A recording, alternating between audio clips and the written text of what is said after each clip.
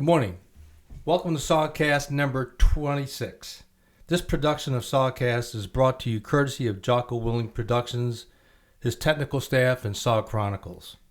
My name is John Stryker-Meyer. I'll be your host today. Thank you for joining us.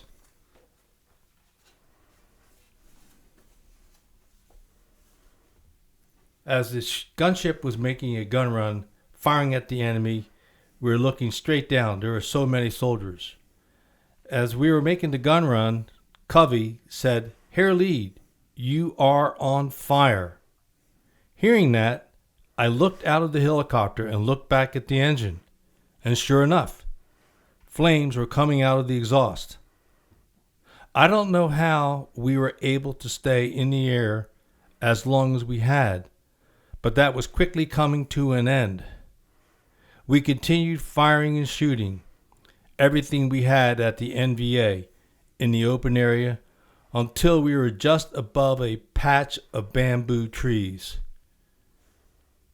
I was knocked unconscious from the impact of the crash, but only for a few moments. I took my flight helmet off and stepped out of the helicopter to check our surroundings. I was hurting all over. My head was pounding, probably from the bullet that hit my helmet, and likely from me slamming against the back of the co-pilot seat when I crashed. I felt a little wobbly, but was able to shake it off after a few moments. This is a brief segment from a recently released book, We Saved SOG Souls, by Roger Lockshier. Today we're joined by Roger. Welcome to the show, sir. Thank you. It's good to be here. We have to set a little bit of context here. At this, you went to Vietnam with the 101st Airborne. Correct. Near the end of 1967. That's correct. I went and part of an advance party. Indeed. And so you got there in time for the worst year of SOG. During the 8-year history of SOG, 1968 was by far the heaviest in terms of casualties, changing tactics, more particularly from the aviator's perspective, much more anti-aircraft, that you all had the anti-aircraft weaponry that as you were flying in to pull teams out, that you had to deal with, as well as a very tenacious enemy on the ground. And this book is excellent. And again, I recommended that anybody run out and get a copy because this is unique. A lot of the books we've had from SOG, from our SOG guys, and men that have run missions on the ground, at some point they say, the helicopters came in and pulled us out. Gunships made a gun run. Well, in this case, the great thing about this book is this was what it was like on the other side. And I think that the rotorhead perspective that we had to get here, this book is compelling. It's got great stories in it, and we'll only get a few into them today, but there's a couple of critical moments in time. But on this particular target, this sounded like your premier mission in terms of your 1-year tour of duty in Vietnam. This was the one that stuck with you. And even until, the year 2020, there was a couple of questions that weren't answered, like, who saved our ass? Correct. But these little things that unfold over time. So I wanted to get back to this book because in this case here, for SOG, it was an 8-year secret war and went from 64 to 72. And the recon teams ran missions across the fence. Special Forces led, and we had aviation units, the 101st and many others that supported us. But in your case, it was unique because the 101st was assigned up north to I Corps. And after your first few months in country, even there, you had some unique experiences. And you worked with Special Forces in the traditional camp. And then you came to SOG, which was another echelon of hair-raising experiences. But for this mission here, this was the target. You were supporting a team. This was the Tim Shea led team. Correct. So talk a little bit about Tim, because by this time you got this was September? This was September, Right. late September, 1968. And so this is during the monsoon season, because I remember our team didn't run missions then, but Tim was able to get on the ground. And so he was on the ground, supposed to be a 3-day mission. And the gunship, maybe if you could also explain another detail in your book that I really appreciate was when a recon team would be inserted, how the gunships, you guys, would support them. And of course, this was the hogs then, what we called hogs, which was a gunship. All they had was guns and bullets and any weapons like the 2.75 rockets, maybe a 40 Mike, and maybe a minigun later on. And so that would support the slick that would be carrying the troops in. So can you just talk a little bit about that? Then we'll get back to this mission because I just thought that was fascinating. Yeah, well, the gunship that I had during this mission, during this point in time, was, as you say, it was a hog. Others called it a pig because of the 40 millimeter nose cannon. Right. And we also carried 2 19-shot rocket pods, and then our door guns. And for SOG, we ran 1,800 rounds per door gun, which far exceeded anything that was done in country in Vietnam with gunships. We also, when we acquired our hog, I had the 40 millimeter ammo container increased in size to carry more 40 millimeter because again, there was no returning to rearm and refuel and go back to the teams.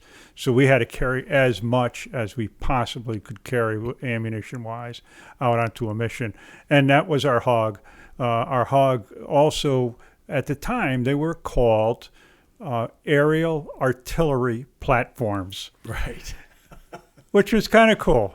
Because it really was. I mean, it was so much being carried on that that gunship. It was just I'm not sure that it was the best choice for SOG missions because it had this heavy ordnance, but it didn't have the miniguns that could put down suppressing fire over such a wide area. I mean, the rockets were straight on. Right. The pooper, the 40 millimeter, which is called a pooper, it had that sound, boop, boop, boop, boop, boop, boop. And that's a grenade launcher, just for our yes, listening it's a grenade it's launcher. It carried the same round linked, the same as a M79, but these are linked. It was a chain gun, and which was incredible, had incredible firepower. But again, it was I'm not sure in hindsight, which is always 20/20, if it was the best choice for missions like these. But it was what it was, and it had tremendous power. Was your hog like? I remember with the Marines with Scarface, and even the 176, the muskets. There were times when they were loaded that the door gunners would get out and kind of like push the helicopter just to get enough movement before they jumped in to try to get it moving, get it off the ground. Was your hog that loaded, or did you have to do? Our hog was overloaded. It was overloaded, but I do believe that the 101st at the time RC models, their engines were upped. The power source was a little higher. Better than what they had the B models, for example. Definitely, definitely had more horsepower, and the blades were the rotor blades were also slightly wider to get a little more lift.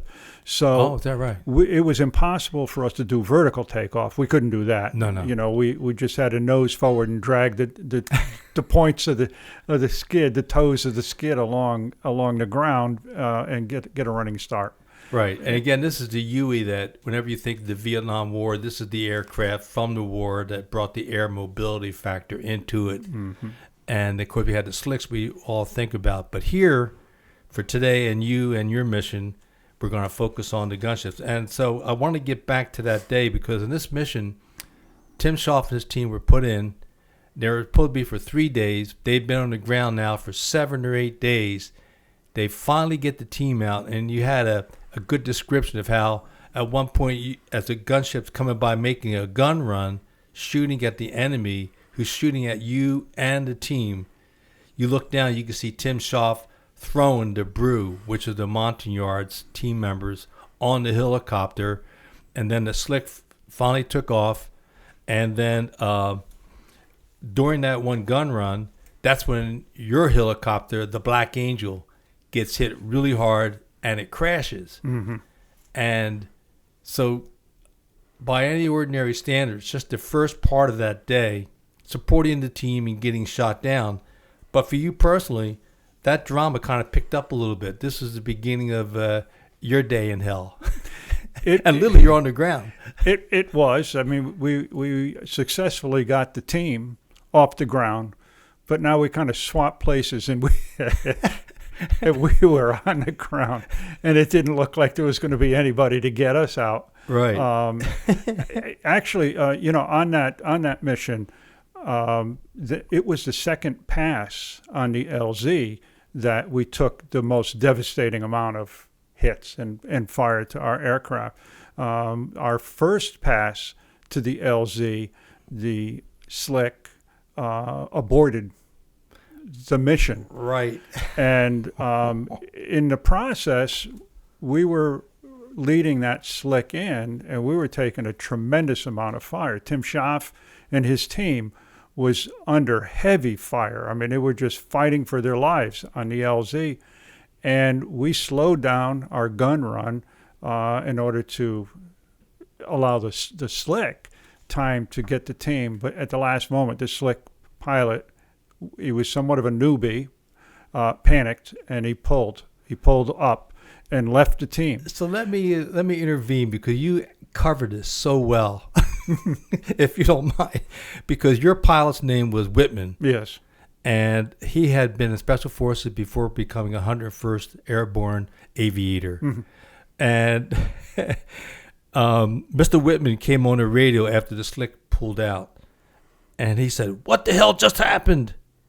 The inexperienced pilot simply said he aborted because he was afraid that he was going to get shot down.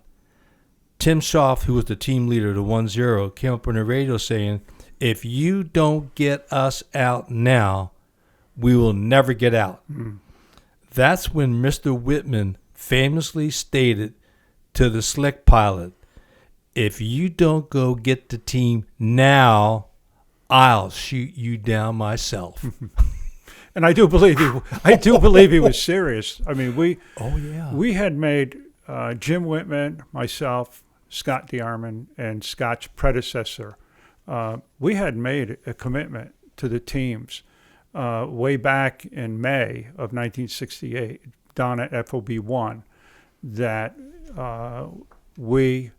if we're going to be the team, the fire team supporting the teams, the recon teams, that we would never leave a team behind.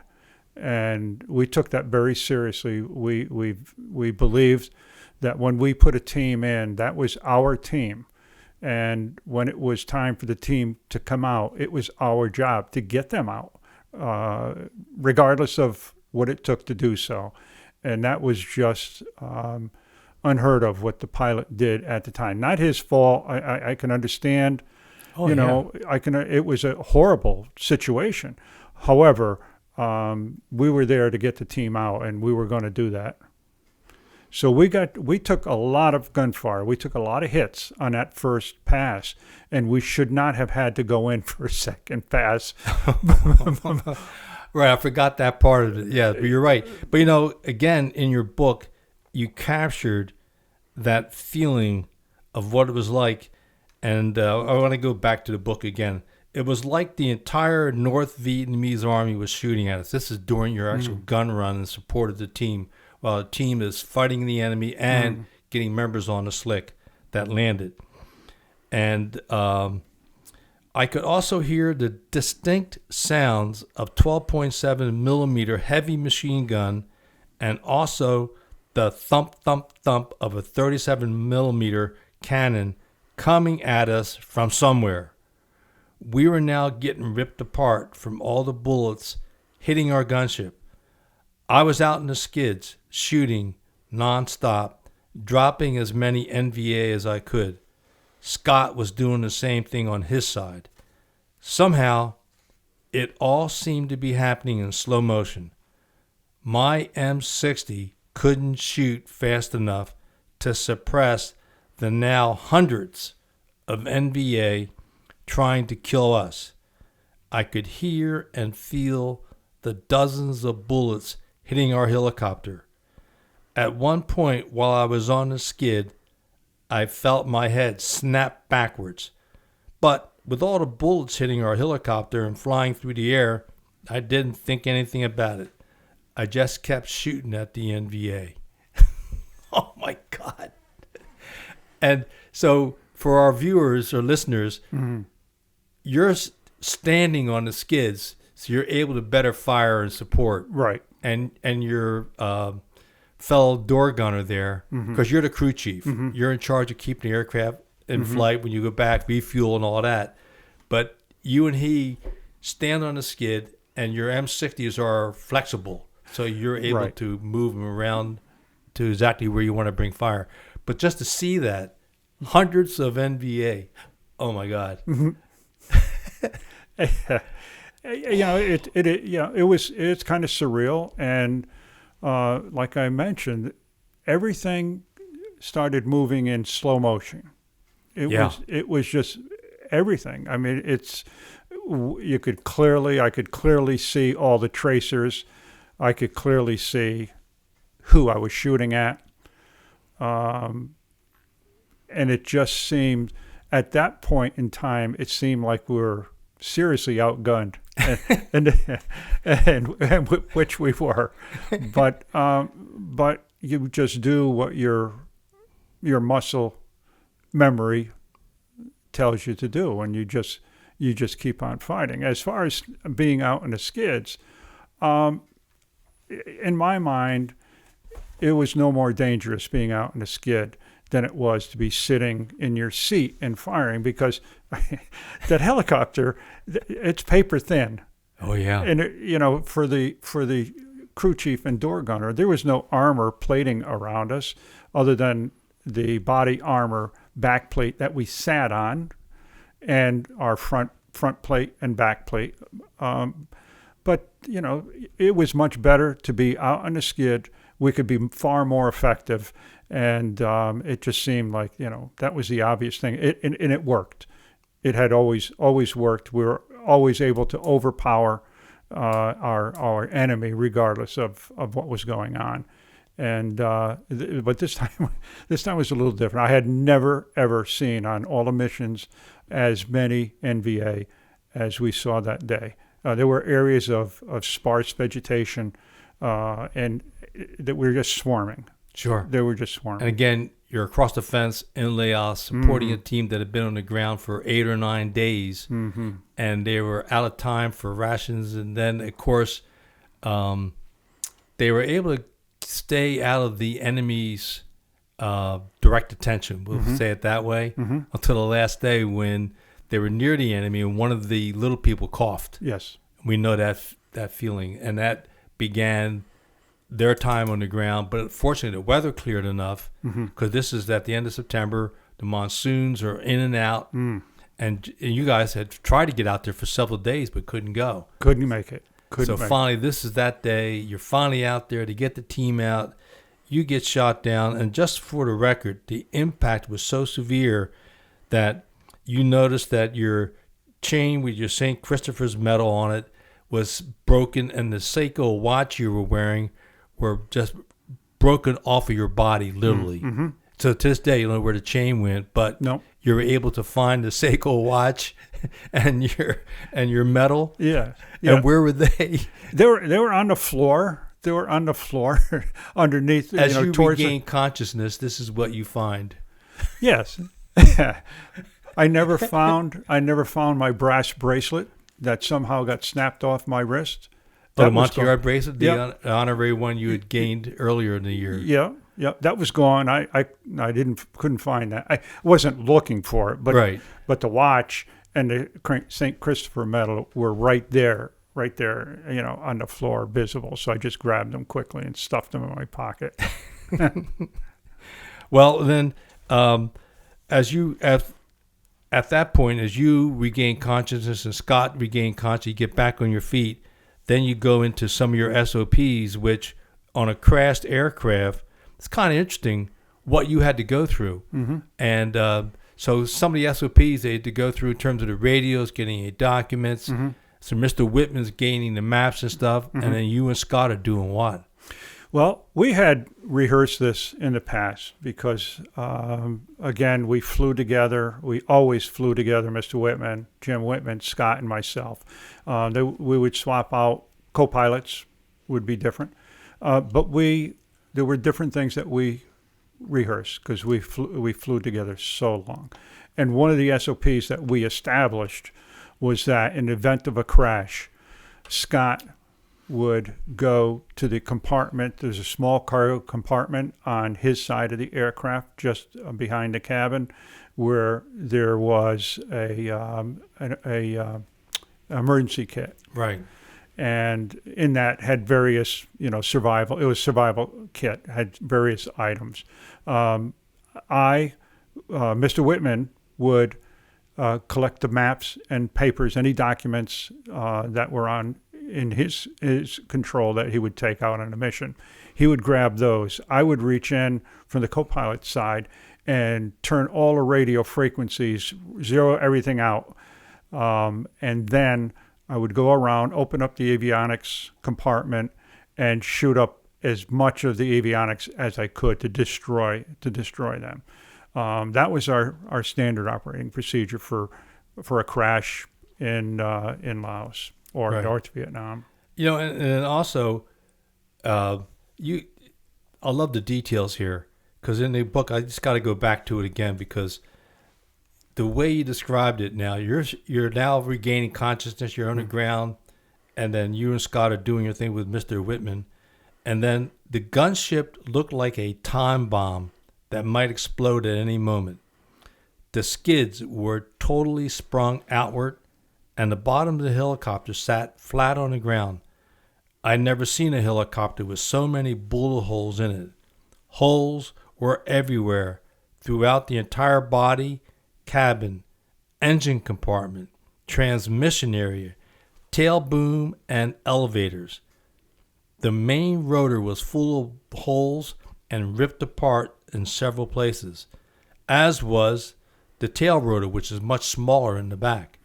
And of course, last but not least, the smell of JP4 fuel and hydraulic fluid hung heavy in the air, and the ground was wet from the leaking fuel cells. Then again, as a tribute to your pilot, Mr. Whitman, he was able to maintain control and keep the aircraft in a controlled auto-rotation mode. It was nothing more than a small miracle. And maybe if you just explain quickly what auto-rotation is, because obviously everything's been shot to shit on the helicopter. You're in the air, and auto-rotation kicks in, but he still has a little bit of control. Okay.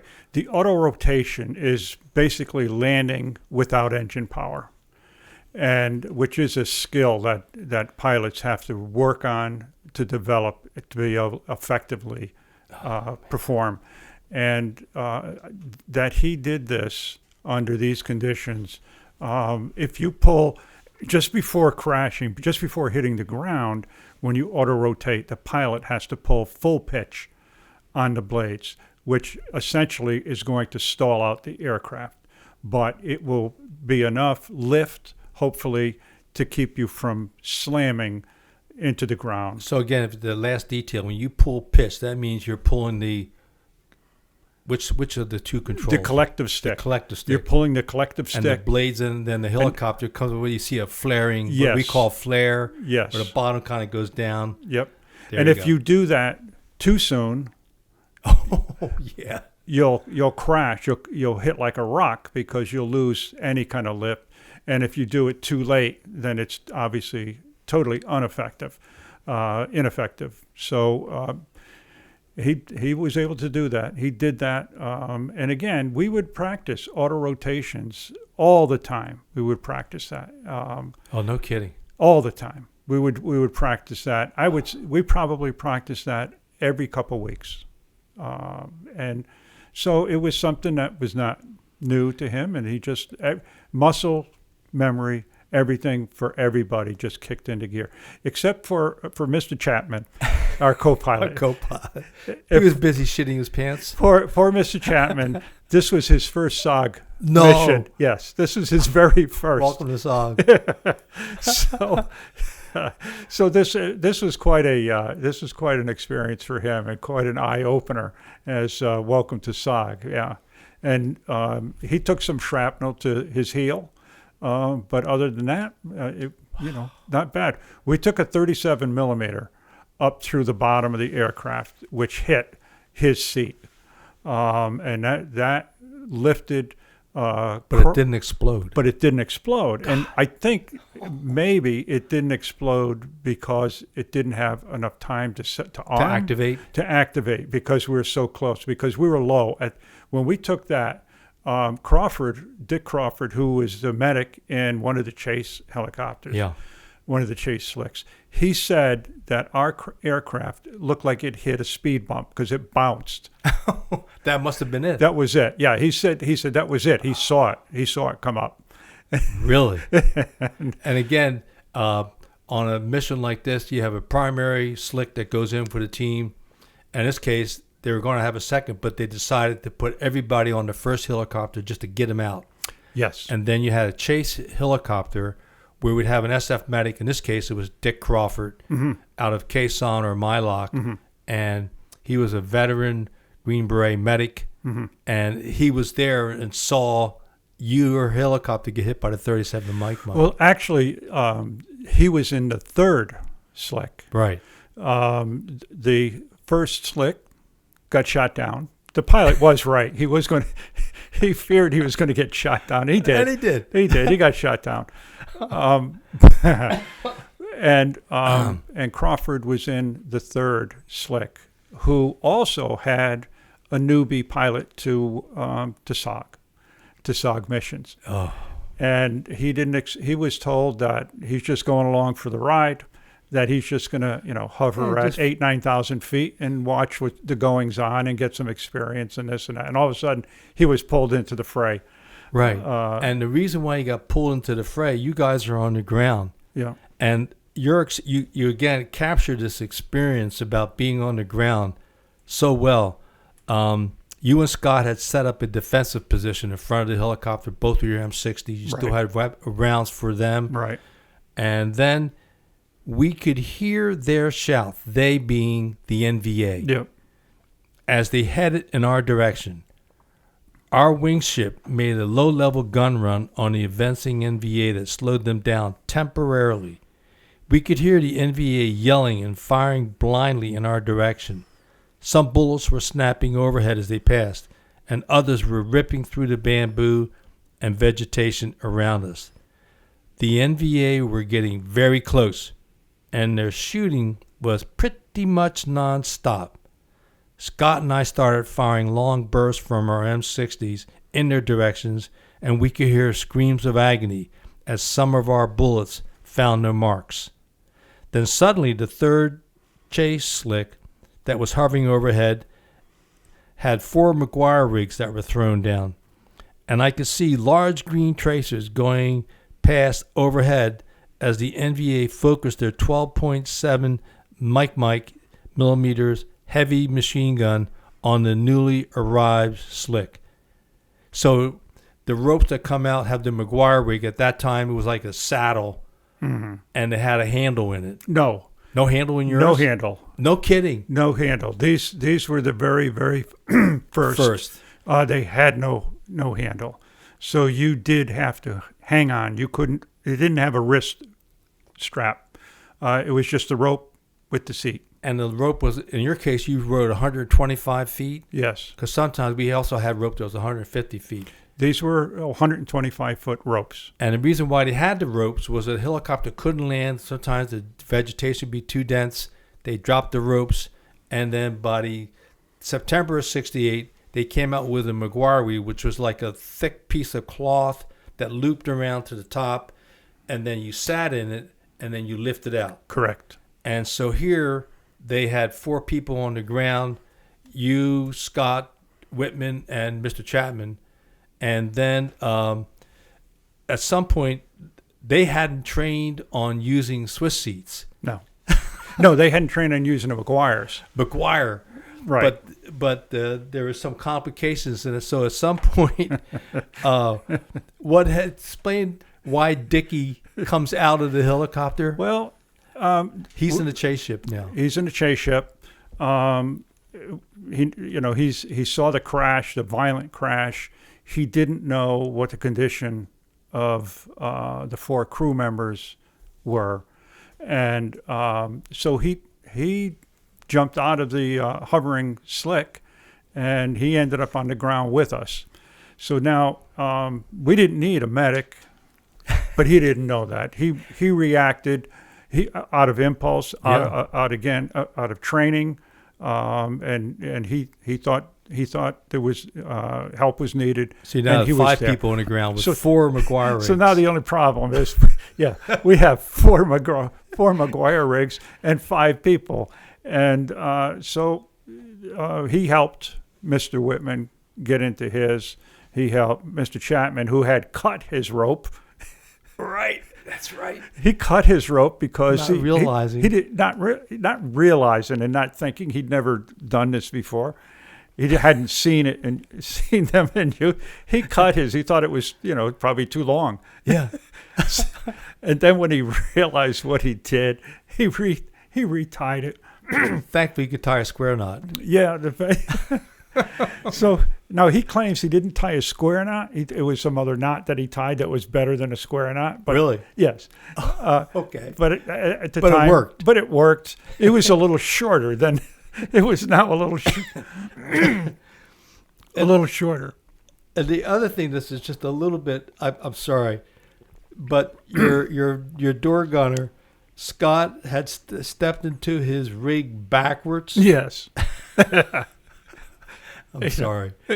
Yeah, Scott stepped into it backwards. When you step into the McGuire rig, the rope is in front of you, and right. you hang on and you get lifted up. Scott stepped into it, and the rope was behind his back, so he had to hold on.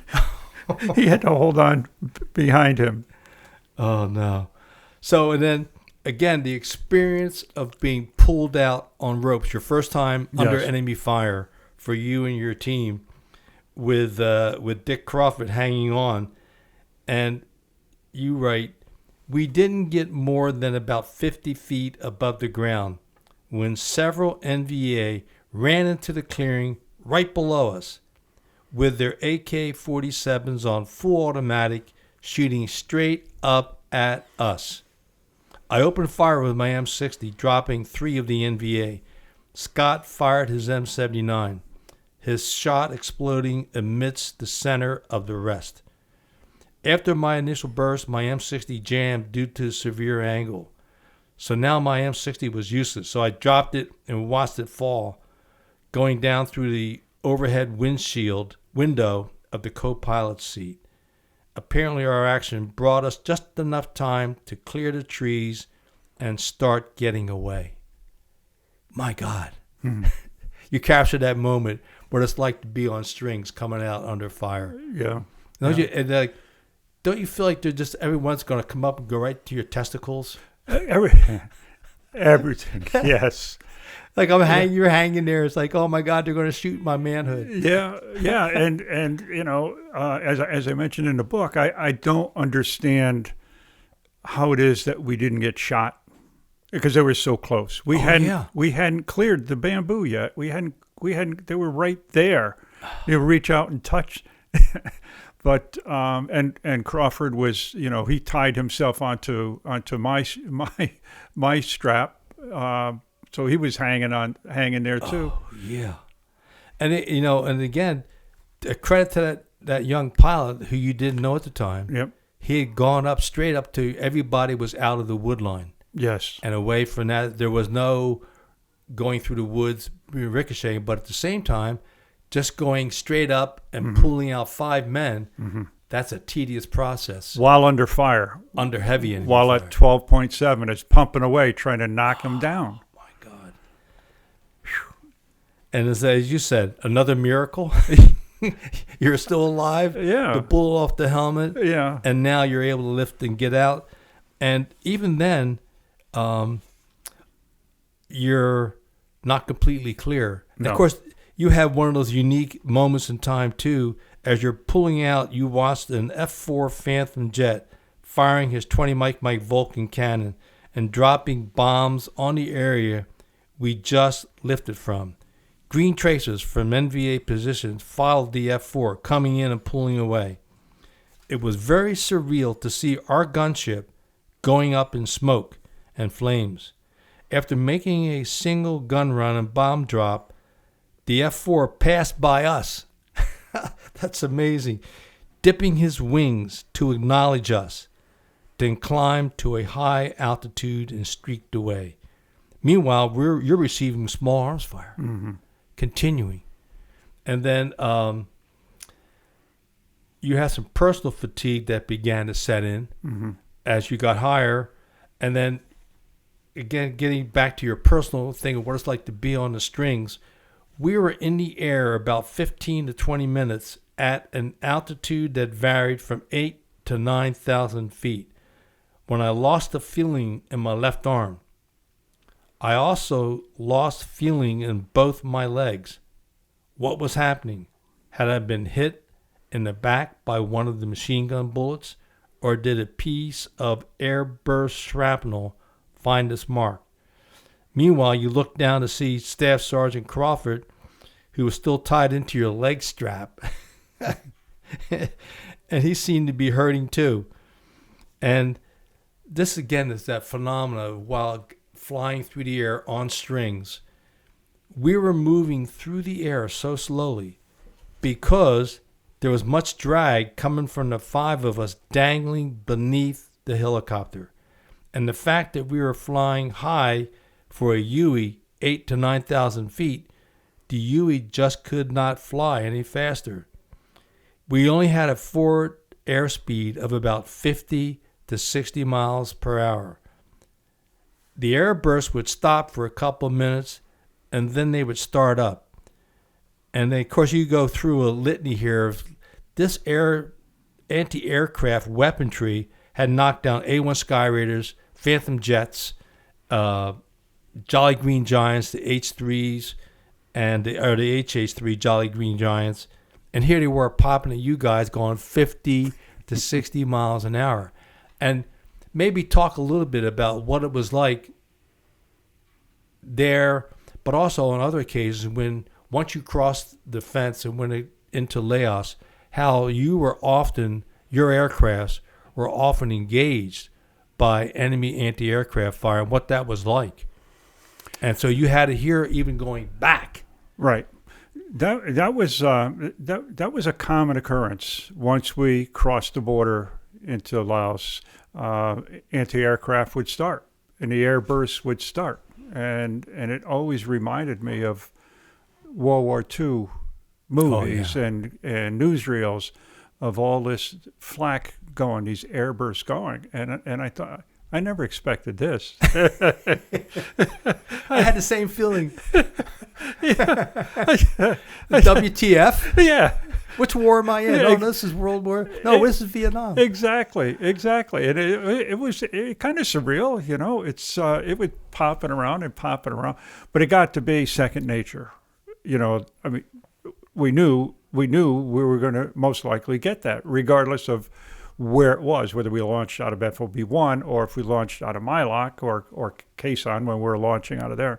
So that wasn't, for some reason, it didn't bother me too much until that day. Yes, indeed. You know, and then the thoughts are going, you know, what the heck is going on? I mean, how come they've got radar?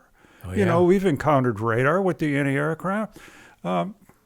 is it maybe because we're going so slow that their timing is way to hell off? That could have been it, And that could have been it. That, they would knock down F4s. Oh, yeah. They would knock down Cobras. They're flying 180 miles an hour, the Cobras. I don't know. I have no explanation. The good news is they didn't. The good news is they didn't. Yeah, that's true. That's true. But it's also, I mean, you also had a very, very personal paragraph in there where you're talking about your right hand was cramping up badly and you couldn't shake it. Couldn't shake it out because I would need to let go in order to do that, and you couldn't let go. My head was pounding. My body was hurting. I was beginning to think that all hope was lost. I closed my eyes and said this short prayer. Lord my God, if it is your desire that I live through this day, I will never again doubt your existence. Whew. Powerful stuff and well written, sir. That moment in time, huh? Yeah, and as you're reading it, I get goosebumps, and I get goosebumps most of the times when I think about that. And as I tried to describe in the book, yeah, it really was like a warm blanket. Right after that prayer. Right after. Yeah. Moments. Right after. And now my hand wasn't cramped up. My body didn't hurt. My head wasn't pounding. And, I remember I'm just looking around, looking at the airbursts, listening to the cannons go up. But with a really feeling of peace, and felt like, it's going to be okay. It was a moment, and just prior to that, I really thought, I can't hang on. I really can't hang on much longer. Yeah. And if I let go, then I'm going upside down and out, and so will Crawford. He'd go too. Double whammy. A double whammy. And so again, as in the book, the airburst and tracers followed us on and off until we crossed the border into Vietnam near the NVA's Korak Mountain. Finally, the shooting stopped, and somehow we were all still alive. Another 9 miles passed until we arrived at a small Marine fire support base on top of a mountain just southeast of the then abandoned Caisson. And Caisson was the Marine Corps base that was historic during the Tet Offensive. Little known was that we had FOB-3 that was running missions across the fence from there at the time. A lot of historians forget to talk about that. But as we approached the small fire support base, the slick pilot misjudged how far we were hanging below the helicopter. As we crossed the concertina wire on the base perimeter, Crawford got dragged through the wire. So then another miracle, though. Yeah. Tell us. Yeah, he got dragged through. When I say dragged through, I mean he didn't go under the wire and pull through, but he got dragged through, and it caught his fatigues, and it ripped through his fatigues, and he didn't get shredded. He did not get shredded. He had a couple little scratches, but not even bloodied through the process. So the pilot was out of gas. Literally. He was literally out of gas. Yeah. And he put us down safely. And the moment he put us down, he set down, the engine stopped. Because it was out of fuel. It was out of fuel. Oh, my God. And here's the other thing. I didn't know this until I spoke to him a couple years ago. Right. The pilot. He told me that while he was hovering, before he lifted us out, while he was hovering, while we were getting into the rigs, his low fuel warning light and alarm went off. That low fuel warning is 20 minutes of 20 fuel. minutes, right? Right. We were a long, long ways beyond 20 minutes of fuel. Another miracle. He doesn't know. When he told me that he just doesn't understand it, that maybe the fuel gauges were wrong. But our gunship, his low fuel warning went on. when he made his gun run pass, and that's why he had to leave us, because he was running out of fuel, and that was long before we got pulled out. Oh my! And so again, this is the experience of being on strings. And you said as soon as we hit the ground, Crawford untied himself from me. I tried to get up to get myself out of the McGuire rig, and it was then that I realized again that something was seriously wrong with me. My left arm was just dangling and totally numb, as were my legs. My right foot was flopped on the right side with the side of my foot lying flat on the ground. My first thought was, oh shit, I'm paralyzed. Immediately followed by, okay, I'm paralyzed, but I'm still alive. I propped myself up in a sitting position with my right arm, which was working fine. Crawford asked me where I was hit. I said I didn't know, but asked him to check on Scott and the others, which he did. So in the meantime, this curious Marine comes up to you, and the Marine, realizing where you came from, coming from the West, he said, where the hell did you guys come from? There are no friendlies beyond this fire base. I just think that's one of those classical moments where, welcome to SOG. Yeah. Oh, my God. And then last but not least, when another helicopter comes in, and because you couldn't move, they pick you up, they get you on a stretcher, they throw you in another medevac, and Crawford went with you. Yes. And and it was odd because, this is the first time you ever found yourself in a helicopter where you weren't looking out, right, observing. You were a passenger. So that phenomenon struck you, and just hearing that womp, womp, womp suddenly sounded like the AAA, the anti-aircraft artillery from Laos. And Crawford must have noticed something about me. He put his hand down and patted my chest, saying, "You're safe now, Chief. You'll be okay." Dickie Crawford. Yeah, and apparently, I think I was going into shock. I think that's what it was. Oh, yeah. I felt so vulnerable. That's when I was feeling vulnerable. More vulnerable than under fire. I mean, under fire, you can react. You can do your thing. But laying there on the stretcher, on the floor of the helicopter, not being able to see out, and hearing that sound, it just sounded like the anti-aircraft to me. And Crawford, yeah, I mean, you had to know him is to love him or hate him. Yeah, it depends on the or day. Both. Depends on what time of day it is. Absolutely. Before or after the first six-pack. Absolutely, absolutely. And I don't know. You had this reflection at that moment where you said to yourself, I was alive after an ordeal that by all accounts should have killed me. I could have been killed when the bullet hit my flight helmet. I could have been killed when bullets were hitting the gunship all around me. I could have been killed in the crash. I could have been killed when the NVA raced into the crash site with their AKs firing at me on full auto, just feet below me.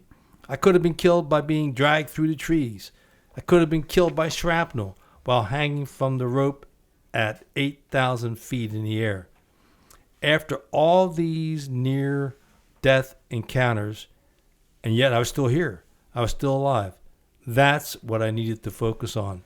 And then you get into the situation, you arrive at Fubai at the 22nd Surgical Unit, and you run into this clerk that comes out, well, give me your name. You give him the name. Then he goes to Dickie, give me your name. So I can't tell you where it's classified. Well, give me your surname. I can't tell you that. Where'd you come from? I can't tell you that.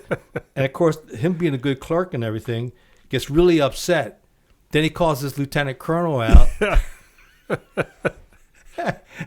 So talk about that a little bit before he pulls his trump card. Oh, that was funny. I mean, because we weren't, leaking blood out all over. Right.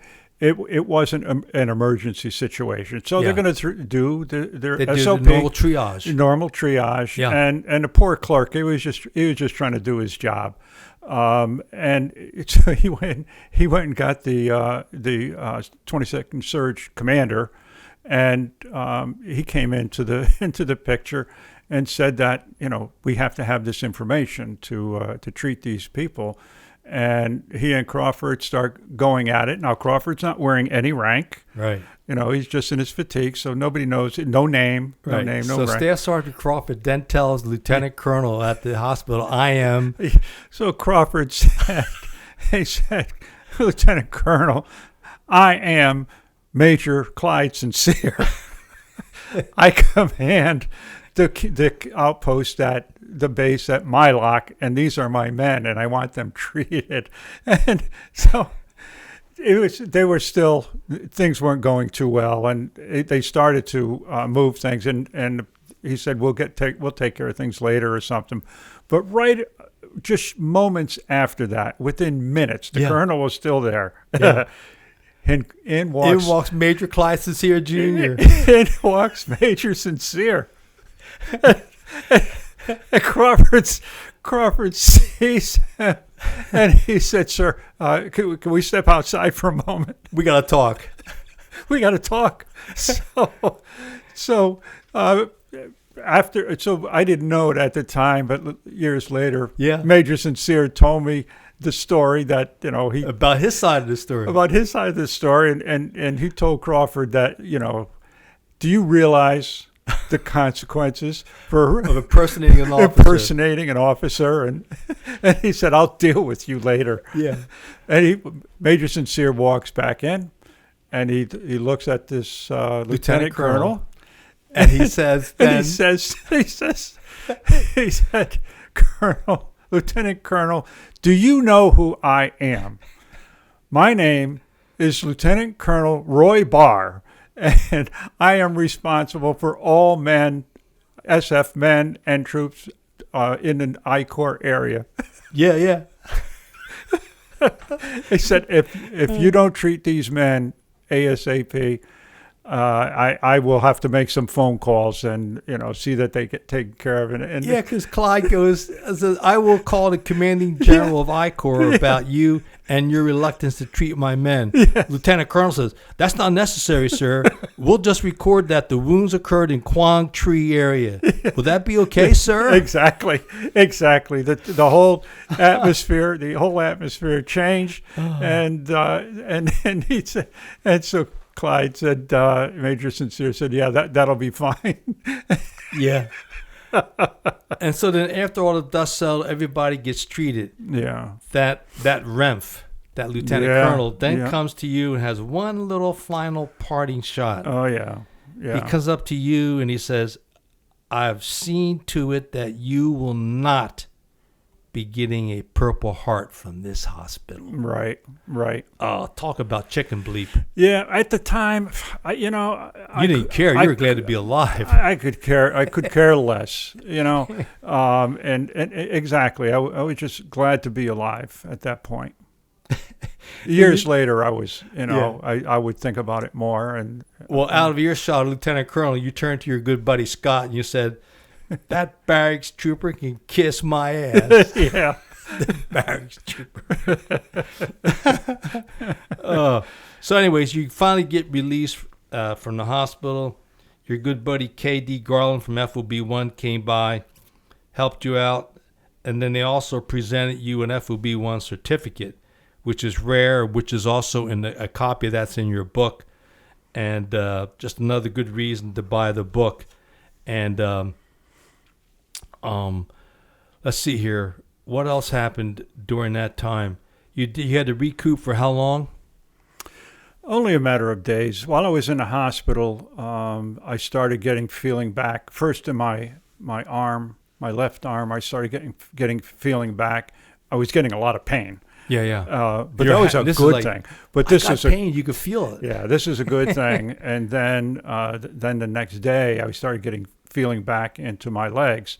They were really pain. My hips hurt. My body was really like one big bruise, I suppose.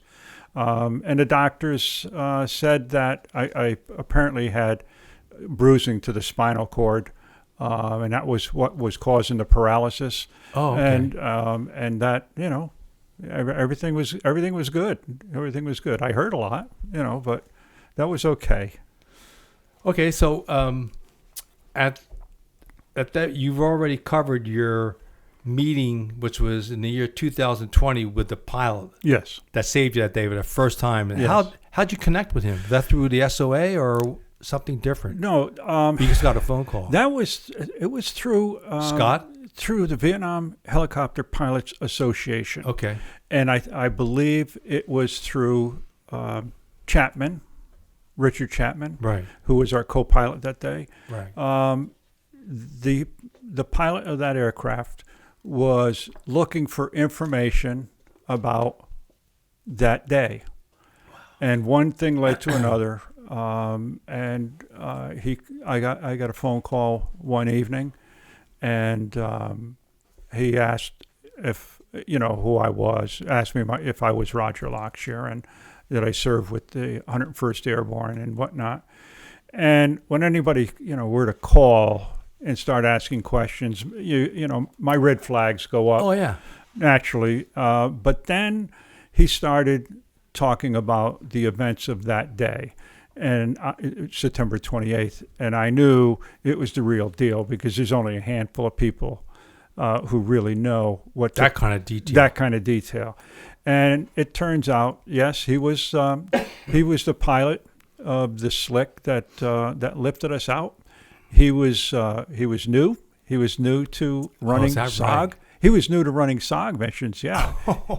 Yeah. I think he said he was only 20 years old or so at the time, and that he couldn't. There were a lot of things he couldn't explain, and had questions about. The first thing he did was, or one of the first things he said to me was, I've been wanting to apologize all these years. For 50 years, I've been wanting to apologize to the man that I broke his legs by dropping him hard on that fire support base. Oh, is that right? Yeah, he thought, because, yeah. I mean, he just assumed that my legs got broken when he put me down. And I said, no apologies necessary. I said, you didn't do anything. I said, I had paralysis at the time. And he said, your legs weren't broken. I said, no. And he'd been carrying that baggage. For 50 years. All those years, he was carrying that baggage, thinking that he hurt me. Well, he saved my life. Yeah. That he hurt. Even if he broke my legs, I would still give him a kiss. Yeah, at least you're there to give him a kiss. Yeah, exactly. And so he went on. He had a lot of questions. And he went on to say that there are things that he can't explain that took place. Being shot at like we were and not getting hit. He couldn't understand that. He could not blown out of the sky. Yeah. He couldn't understand. I like your theory, though. You're going so slow that they're used to faster targets, maybe. I don't know.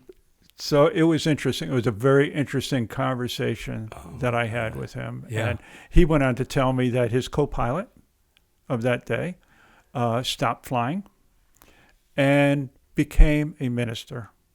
After that mission? After that mission, because he said he was so moved that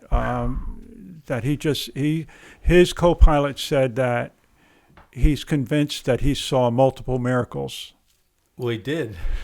Well, he did. I think he did. He didn't realize it was just another day in SOG. Yeah, right. So after a few days, yeah. We're back in the saddle. So at this point in time, we can return back to when and what made you decide to go to Uncle Sam's Army, and how did you become a crew chief? Well, I joined the Army. My intention was to go SF, to go Special Forces. So the recruiter told me that you can't go directly into Special Forces. You have to go regular Army. Then you go to Airborne, unassigned. Airborne unassigned. Yeah. So you go in Airborne unassigned. So I'm thinking that, okay, I'll go in Airborne unassigned, I'll go basic training, and then I'll go to SF. Well, he failed to tell me that they could send me anywhere for AIT. Oh, that's right. Yeah, so, but I didn't know that. Of course. So after basic training, and I get my assignment to Fort Rucker, I'm thinking, what the hell is this? I thought I'm going to Fort Bragg. Yeah. Or Fort Benning. Or Benning. You You're heard Benning about first. a thing called jump school there. Yeah. So what year was this now? This is 1966. Okay. And I'm thinking, well, where's Fort Benning in all of this? So I got my orders. I went to Fort Rucker. Went to the first school for aircraft. Did very well. Is that for a crew chief's school? That was for maintenance. Maintenance, okay. Actually, it was just general aircraft maintenance. I did very well. So they sent me to the next advanced school. I did very well there. They sent me to a third one, which was now rotary wing, and did quite well. Come out near the top of the class, in the top, 3 or 4 in the class. Wow. And they sent me to the last school that they had. Which was? For CH-34. No. Yes. Is that right? They still had training for those? Yes, they did. I have a photo of me trimming the blades of a 34. Oh yeah. So then so I went through that. After that, then I got my orders for jump school for Fort Benning, and I went to jump school. Started a day or two after Thanksgiving, 1966. While at jump school, unbeknown to me, one of my classmates was Tim Shea. No. Yeah. So our paths crossed at a very early time at jump school. At jump school. Oh my God! Can you imagine? No. So went to jump school, loved it. During the final days of jump school, I met with the SF recruiter, and he advised me, which I was very surprised. He advised me not to go to qualification first. He said, right now, the Army is sucking up all the infantry it can get. If you have any issues, any problems, or if you get hurt or anything goes wrong in qualification, you are going to go to a line outfit. They're going to send you right to an infantry. He said, do this. I've seen your orders. You're going to the 101st. He said, the 101st, it's only a matter of time till they get sent over. Get experience as a crew chief, get some background. If things should fail, if you want to go to SF later, and for some reasons you don't make it, you'll go back to being a crew chief. You saw how good your test scores were, too. Yeah, and he said, that's my advice. I really strongly recommend get some time under your belt as a crew chief, and then. So I got sent to the 101st. I'm there January 1st. Fort Campbell? Fort Campbell, 1967. Wow. Loved it. I absolutely loved. I was with a good unit. Historic. I had a great first sergeant. I mean, he was a poster boy for the 101st. He really was. Yeah. I mean, he was a strict guy, but he was a good guy, and he looked after me as the time rolled out. Sure. And I got promoted quickly. I made it up to E5 in 15 months. And so we went to Vietnam. We got our orders. Actually, prior to that, I'll just back up, and I don't mention this in the book. Right. In the summer of 1967, our first Sergeant Wojcicki, he called me in his office, and he said, hey, listen, he says, I've got an opportunity I think you might be interested in. He said, the Army is putting together a underwater salvage team, deep water salvage team. He said, I think it would be a great assignment.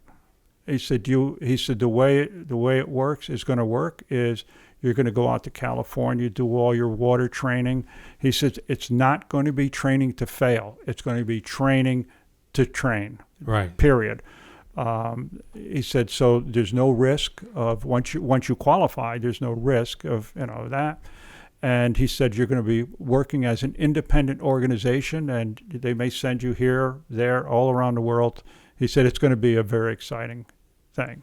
He said, so I want you to, So I said, sure. So this friend of mine, this buddy of mine, this Craig, he and I said, yeah, we'll do it. Well, after we said we'll do it, he said, okay, now here's the bad news. If you fail the qualification, don't come back. Don't come back to the unit. He says, we will not have failures, losers in this unit. That's a nice send-off. I said, okay, Top. I said, but, how are we going to train to prepare? He said, you can take all the time you want. He said, take, one of the company Jeeps and go over to Kentucky Lake, do all the swimming, all the working out, all you need to do. I said, okay, that's a deal. He said, but he says, the CO, the old man wants to see you. Really? Yeah. So we go into the CO's office, and he's big grin on his face, and he said, I'm happy that you guys, I think you'll do really well, and it's all positive. And then he got serious, and he said, just remember, if you fail, do not come back. I will not have a loser in my... You're volunteered, but don't fail. Yeah. Whoa. So, naturally. Welcome to the 101st. Yeah. So, okay. Sure. I'm good with it. So over the next 2 or 3 weeks, we trained. We would go over to Kentucky Lake, swim until we were prunes. Swim and swim and swim and swim and swim. And build up our, our performance and whatnot. So the day goes for testing.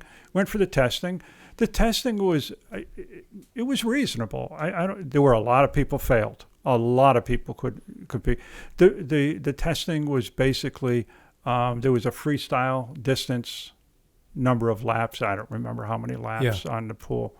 There was an underwater, holding your breath, underwater, just still. There was a treading water. I think the treading water was like 30 minutes maybe. There was a underwater swim, distance swim, which was the length of the pool. Which again, I mean, we were prepared for. You were ready for it. We were ready for it. So we passed everything without any issues, not even close. But there were a lot of people that failed. They just didn't prepare. Yeah. That's all it was. So back to our unit we go, and we're waiting for our orders. By now, this is August, beginning of August. By around the 10th or 15th of August, orders come down. All prior assignments, orders are canceled. Ooh. 101st is going to Vietnam. Welcome to the war, baby. So so that took care of my time as so. We went to Vietnam. I mean, we had already had our gunships. We'd been working out on our gunships. I had a lot of training for the Huey itself, for as a crew chief. Right. I had a lot of weapons training. Had a lot of M60 training. So with the crew chief training, what's the long? Is there like a beginning, like a 12-week training, then there's a further, or how's that go?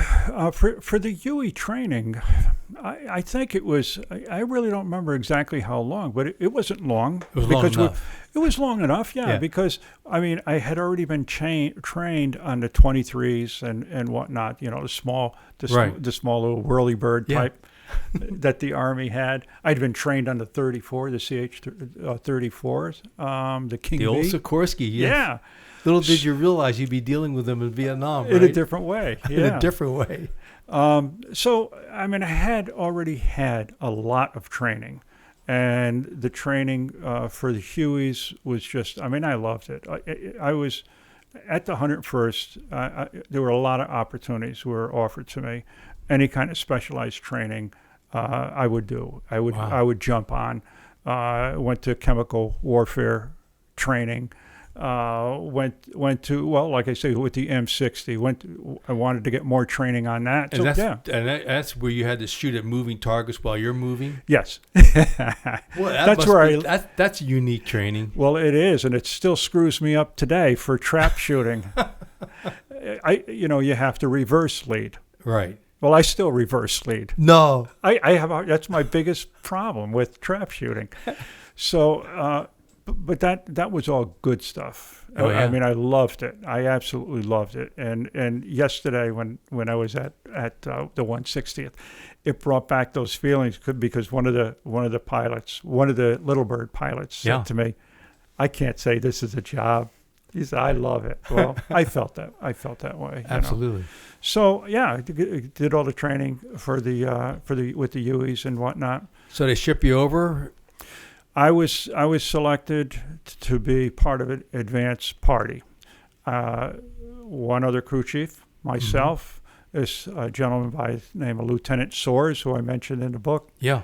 The three of us, we loaded 2 aircraft, 2 Hueys, onto a C-133. 33. Yeah, it's a 130 on steroids. Yeah. It looks just like it, but bigger. But bigger. Yeah, along with all the weapons and a Jeep onto this aircraft, and made our way over to Vietnam ahead of the company.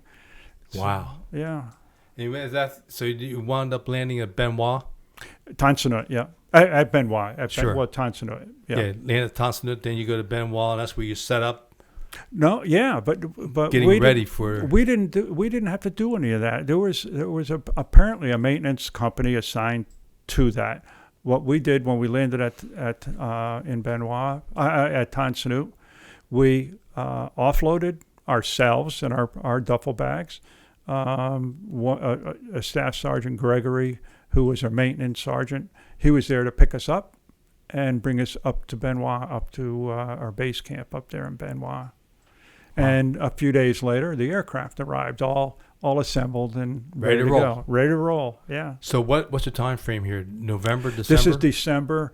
I arrived in country December 6th. Okay. So it's only a few days later that the aircraft showed up, and then our company personnel started showing up and whatnot.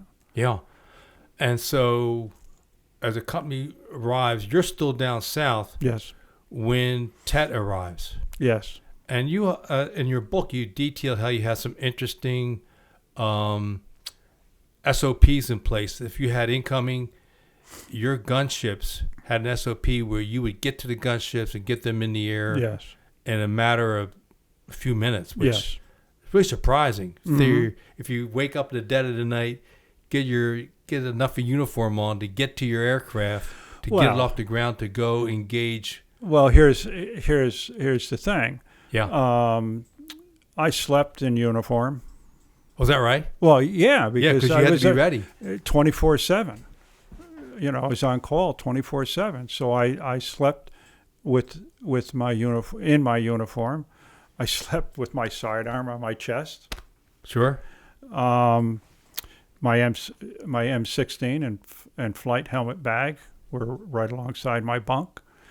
My boots were 3/4 laced, so I just slip into them. I could tie them later. Yeah. You know. So Indeed. so it was it wasn't so bad. We can get off the ground very quick. Except in Benoit now. Benoit, the flight line was a little distance from where our barracks were. Right. It's certainly walking distance, but it was several hundred yards away. But here you had a chance to use that SOP, and this is part of your introduction to Vietnam. Yeah. You're getting incoming. You guys sprint to 200 or 300 yards. Yes. Get to your aircraft, get up, and this is your first engagement with the enemy that's attacking your base. Right. Well, this is what happened at Tet. I had just returned to our base camp in Benoit. Prior to that, I was on an operation up in Sam Bay, where we would rotate. We would go up there for 3 or 4 days at a time, a fire team. This is two corps then. This is in 2 Corps, yes, right. in Sam Bay, up near Bù Đắp and the other camps. There we were only 100 feet from our aircraft, right, laying in the dirt, sleeping in the dirt. So to get off the ground when the mortars start coming in, I mean, it was quick. It was very fast, and it had to be. Absolutely. Yeah. And so you go into Tet. You have a few nights there where you guys really earn your pay, including some really horrendous gunfire. Well, the night of Tet, The first night itself. the very first night of Tet was very it was pretty intense, and I think that the Viet Cong and North Vietnamese and sappers and whatnot, they didn't anticipate what they encountered down at our flight line. We had 4 gunships there, Right. and 2 were up at Sam Bay, but we had 4 gunships there, which meant that we had 8 M60s. Whoa. So when the mortars and gunfire started and we charged down to the flight line, we always kept our M60s in, just laying on the seat in the aircraft, in the gunship, and always full load of ammo. So we got down to the flight line, and of course, there's tracers flying. All green tracers are flying all around from a distance between our flight line and the Benoit airstrip, the main airstrip. There was a long span of open ground with high grass in between, and the sappers had gotten past the Benoit airfield, and they were, I believe, what they were trying to do was to breach our command headquarters, because company headquarters, where the 2 generals were based, Right. was right at the beginning of our flight line, and it seemed obvious that they were trying to breach that and attack that area. I don't think they anticipated the heavy gunfire that they were going to encounter when we reached the flight line in a matter of moments. I mean, it was fast that we were on the flight line, and we had beautiful revetments for the aircraft. Sure. They were thick, they were perfect, they were like bunkers without a roof. So we set up our M60s right there, and we were able to return fire as soon as they would open up fire. I mean, we were across, you can figure the span Oh, yeah. of a flight line where there's 4 helicopters parked. We could catch them in a hellfire of M60 coming from 8 guns, from 8 M60s every time they'd open up. And that would go on all night long from different areas of that open field, and with devastating results. That went on during the night, through the night, into the morning. During the morning, the Viet Cong picked off a guard that was in a tower next to our flight line, and it was so foolish with this guard. I mean, he was just standing there. Now, this guard tower is the only standing structure around. I mean, and he's standing up there, and you have who knows how many Right. VC in the fields there. Well, he was standing. He took a headshot and went down. Of course, we were able to see where that came from, and we opened up on it, and that was the end of that. Later on in the day, another guard got picked off.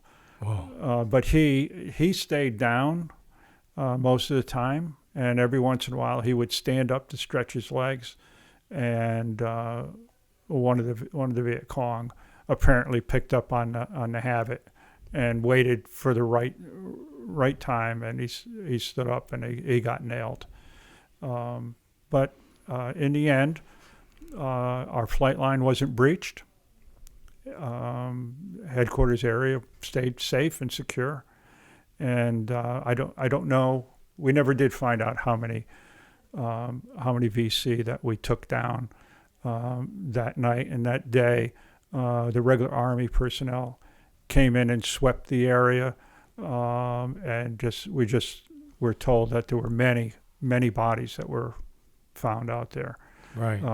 Also, during the morning, I had a scary event. It was daylight.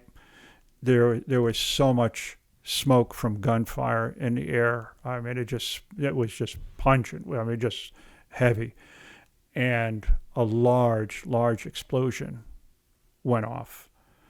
And off in the distance, here comes this mushroom cloud. Whoa. And I said to my partner, I said, oh shit. It's a nuke. That's what it looked like. Yeah. I mean, it was a perfect image of a nuke going off.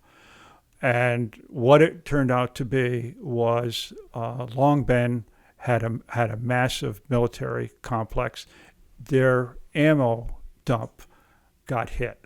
And that's what that was, some large explosion from the ammo dump. It wasn't a nuke at all. Oh, but still, just the thought for that moment. It was oh shit. And during this training period, your helicopter gets, during one of your gun runs, you get shot up really bad, barely make it back to base. You have 36 bullet holes in your helicopter. You survive it all.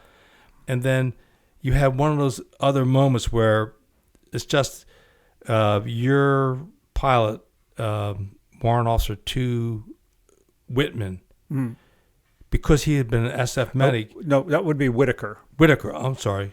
And he was Special Forces medic first. And then when you guys get back to base, there were so many casualties from a battle with the 101st that was involved in that night, you and him were helping transport the wounded. Right. On top of everything else. This is like in the early days of Tet. This is the very early days of Tet, yeah. Man. It was a major battle going on. We got shot down. We got shot down from a so-called friendly village.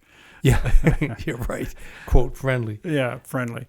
But nobody got hurt. Nobody got hurt. We were able to force land at our little airstrip. This is Salm Bay. Yeah. And in the meantime, medevacs are coming in. They're starting to flow in with a lot of wounded and a lot of dead. And there's some really good stories in that part of the book. But at some point, we got to move on to your arrival at FOB 1. Yes. And because prior to that, your unit had been assigned and done some work with Special Forces at traditional A camps. Yes. And you had earned the respect of people already at the 5th Special Forces Group headquarters in the Trang. And again, there's some really good details in here that's rich with that. And again, we suggest getting the book for those little details. And when at some point you finally realize we're going to FOB 1 Fubai, you'll be stationed at Camp Eagle, which was at Fubai, a little further northwest of Highway 1 at Fubai. And it's just funny because there's a couple of great little scenes in here. Your first impressions of what it was like coming in, and you were first greeted by the officer in charge. Said, "We're happy to have you all here." He explained how it was a top secret operation, and this was not a Special Forces A camp, and it didn't operate like one. It was structured in an entirely different way. He then got very serious and stated that if we agreed to work with them, we would be conducting highly classified operations that were extremely dangerous and usually conducted outside of Vietnam. If we didn't want to do this, we should say so and leave now. We looked at each other and agreed in unison. We wanted to work with them. I love it. Then you guys, you had to sign the non-disclosure agreements. Yes. So you couldn't talk about it for 20 years. Right. So that is a part of the history of SOG that you aviators were a part of that, people just forget that part. But here today, it's really part of your unique niche in all of this.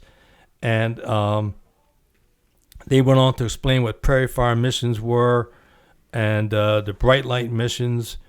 And you go through a lot of this training and your introduction. Then was this where you had your first introduction to King Bees, the South Vietnamese Air Force? They had their predominantly CH-34 Sikorsky's, which were older helicopters, unlike the Huey.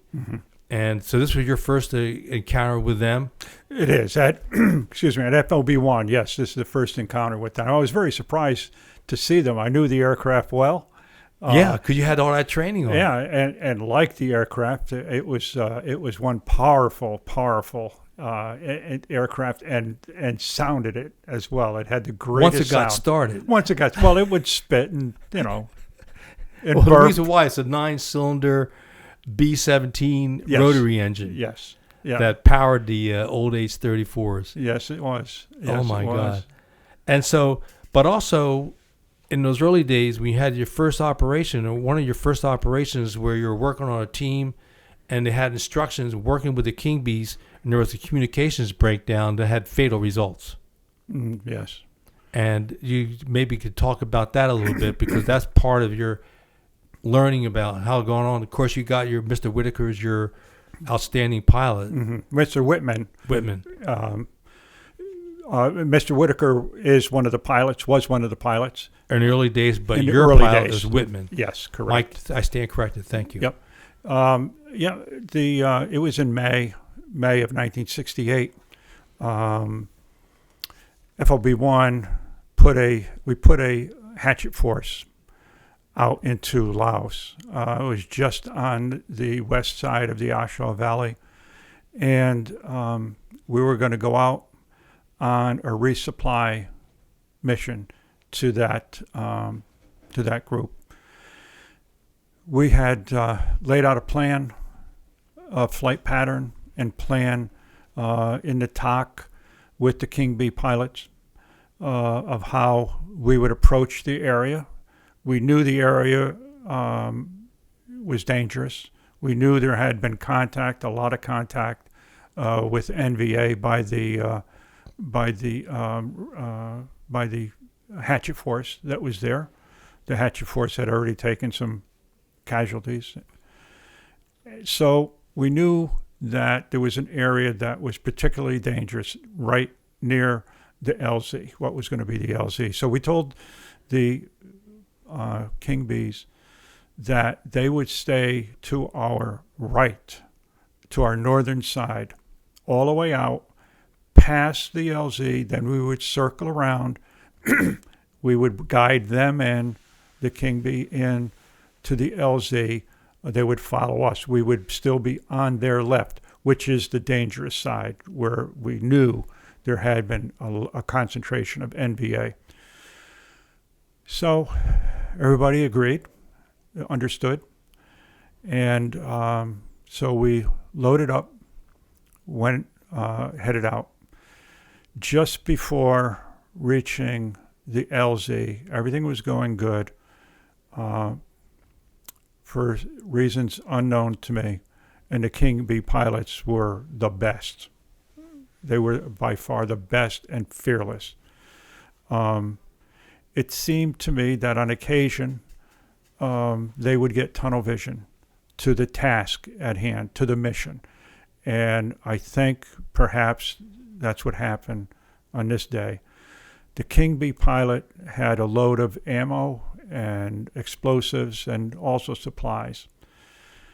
He broke from formation when we got near the LZ, broke from formation, went from our right side, went to our inside, to the left side, got between us and what we knew to be a very dangerous area.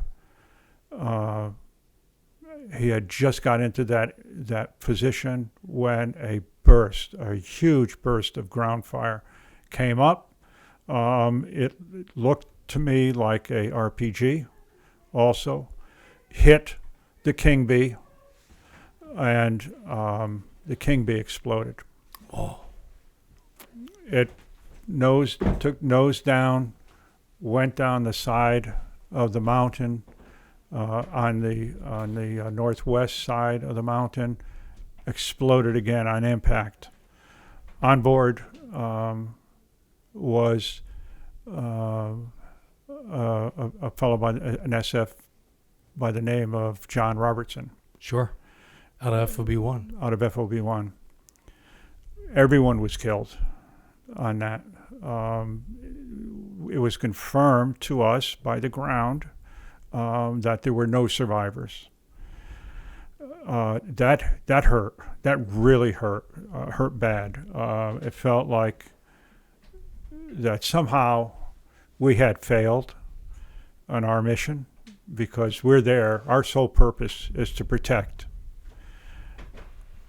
But what happened, and the only thing that we could figure that happened, went wrong, is perhaps the King Bee pilot got the tunnel vision to deliver his product To resupply. to resupply. They needed the supply, and he was going to resupply them, and it was a fatal mistake.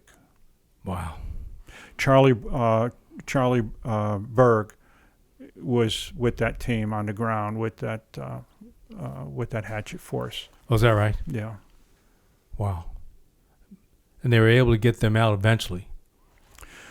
We got them out eventually. A couple days later, in a nasty firefight to get them out. We also had a problem with our Your other supporting element there. our supporting element. Yeah. And again, yeah. But I think those were issues that you found and you had to address them. Yes. Because working with, in this case, another armed service, Right. and this 101st was state of the art at the time in terms of close support. You had the experience going across the fence, and those tactics clearly worked. And that was one of the challenges. And before we go, I just wanted to, I had to get back to that moment in time where you signed your 20-year non-disclosure agreements. And you, in your book, the way you described it was, we signed it and we started our new relationship with SOG. It would prove to be the most exciting, intense, dangerous, and most rewarding experience of my military career. Absolutely, without a doubt. And it's just had to cover that. And then as you get into it, I wanted to get back to a mission that was later in the book, where you participated in helping get a team out that captured 3 NVA POWs. Yes. And this is November 7th, 1968. Yes. And again, the team, I think it was led by Lieutenant Ward. Yes, correct. And on his team, he had Richard Fitz. Yes. And Art Bader Jr. Yes. And they'd been at FOB 1. And of course, Fitz and Bader had been at Mylock. And I forget the name of their team, but they had gone out and were able to capture 3 NVA. Pretty amazing. Really. And I learned this because I'd forgotten about that story. Oh, really? So in reading your book, I'm going, oh, yeah, it's all coming back to me now. Yeah. That was a historic day. We heard about it. Yeah. And we were so busy running out of FOB 1 that we just had our little world going. And here at Mylock had one of the, for us at the time, that was a major coup. Absolutely. Getting 3 NVA out. And there's also, I think, some other sidebars taught that, because, again, when they had him, you guys had to respond to protect the team on the ground with everything else that was going on. So what was that like? Did you get a sense of how important this mission was beforehand? Oh, absolutely. Part of your brief. Oh, absolutely. We knew. I mean, we put the team out there. We knew what their objective was. Okay. Was to get a POW. I don't think anybody expected to get 3 POWs. Right. It was hard enough. It was a rarity to get one. Absolutely. As you know. And I don't know if there have ever been another situation where 3 POWs were taken out of Laos. But this was, they were in hot pursuit. The NBA were in hot pursuit of the team, and the team, they called a prairie fire emergency. And again, whenever that happened, it seemed like we just couldn't get there fast enough. Every moment is Because you could hear the radio talk between Covey and the team on the ground by then. We know that every second, not minute, but every second is critical to the team. And when we got on site and we saw what was going on, I mean, when the radio communications were coming back and forth, I mean, it's all gunfire going on. I mean, the NVA they are not happy about what's going on. Is that too the case where when you first arrive on scene, you're trying to get commo with the 1-0, Lieutenant Ward, but all you hear is a hand click? No, that's a different mission. That's a different mission with Lieutenant Ward. Yeah, another hair raiser. Yeah, okay. So we're getting back to here. So what did you see as you coming in? You could see that because it was like a canyon area. Yes, and they were. They didn't know exactly where their LZ was going to be. Lieutenant Ward didn't know exactly where. So we had called out a bomb crater that they could reach, but it was a few hundred yards away. Yeah. It wasn't close, and the NVA was in hot pursuit. I mean, they were right on their tail, and of course the POWs weren't wanting to cooperate too much with being taken.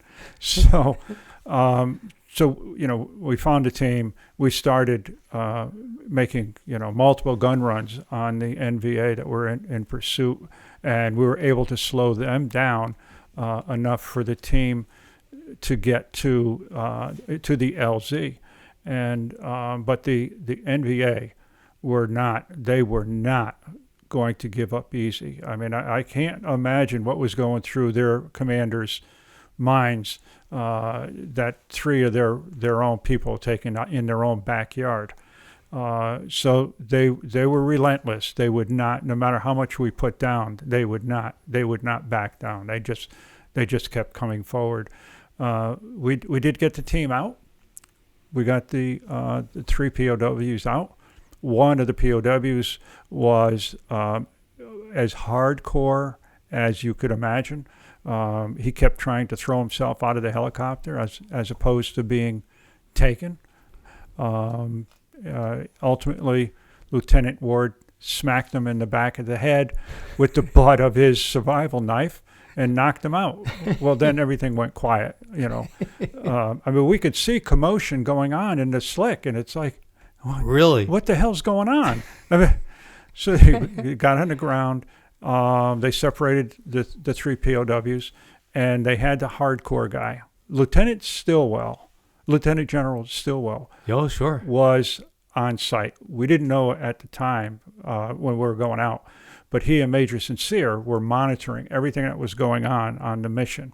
Whoa. When we got back, and Lieutenant General Stillwell and Major Sincere and a couple others wanted to see the POW. So the POW was standing there hardcore. I don't know if he was an officer, an enlisted man, but he was hard. This guy was tough. He's standing there and being asked some questions by an interpreter, and he's not budging. Right. The crazy Chinese cook, right, from Mylock, who really was a wild man, somebody put him up to putting on a show. He came running over screaming in Vietnamese something. Yeah. Screaming and yelling and waving his meat cleaver, and it was grabbed, conveniently grabbed before he reached the prisoner, and was screaming at him. And apparently what he was saying was something to the effect that the North Vietnamese had wiped out his family, and he was bound to kill this man. So anyway, as this is going on, all of a sudden, this hardcore NVA starts to move, starts to wobble, and drops like a rock. His skin went pale, and he dropped like a rock. And Lieutenant Ward told me he thought he killed him. and then he died right in front of the general. Because we knocked him out, right? Yeah, because he knocked him out. Well, apparently he had a bad concussion, and they shipped him off to Saigon with the others, and I don't know what went on from there. But but that was quite an event. That was quite an event. So then, around the November 7th, was this when we had the mirror story? Yes. And then, yes, is this where we heard the click? Yes. All right. Yes. Because again, here you get the prairie fire emergency. The team's in distress, mm-hmm. and as you're going out, set up that scenario a little bit, because this is another indicator of the team on the ground. And there's a couple unique circumstances that's better for you to describe, or I can turn to your well-written book if you like. No, we had dropped the team off, Lieutenant Ward. This is only a couple weeks after the POW, where Lieutenant Ward had been wounded during that POW thing. Oh, I forgot about that. Right. Yeah, he had been wounded, but he's back. He's back in the field. It's 2 weeks later. We dropped him off. It was in a very, very far northern northwestern target. Yeah, northwestern target in Laos, way at the extent of our reach with fuel.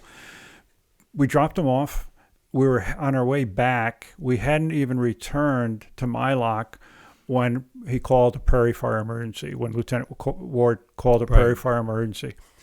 We couldn't turn around and go back. We didn't have enough fuel. We had to refuel and then go back, which again seemed painfully slow. I mean, he was in a real bad situation. And as we were making our way back, we lost contact. Covey lost contact with Lieutenant Ward, not knowing if the team had been wiped out. Yeah. We don't know. We're trying to raise the team. Covey's trying to raise the team. We're not getting anything. We know we're in the area where we dropped them off, and they were basically in the same area. They weren't able to get anywhere.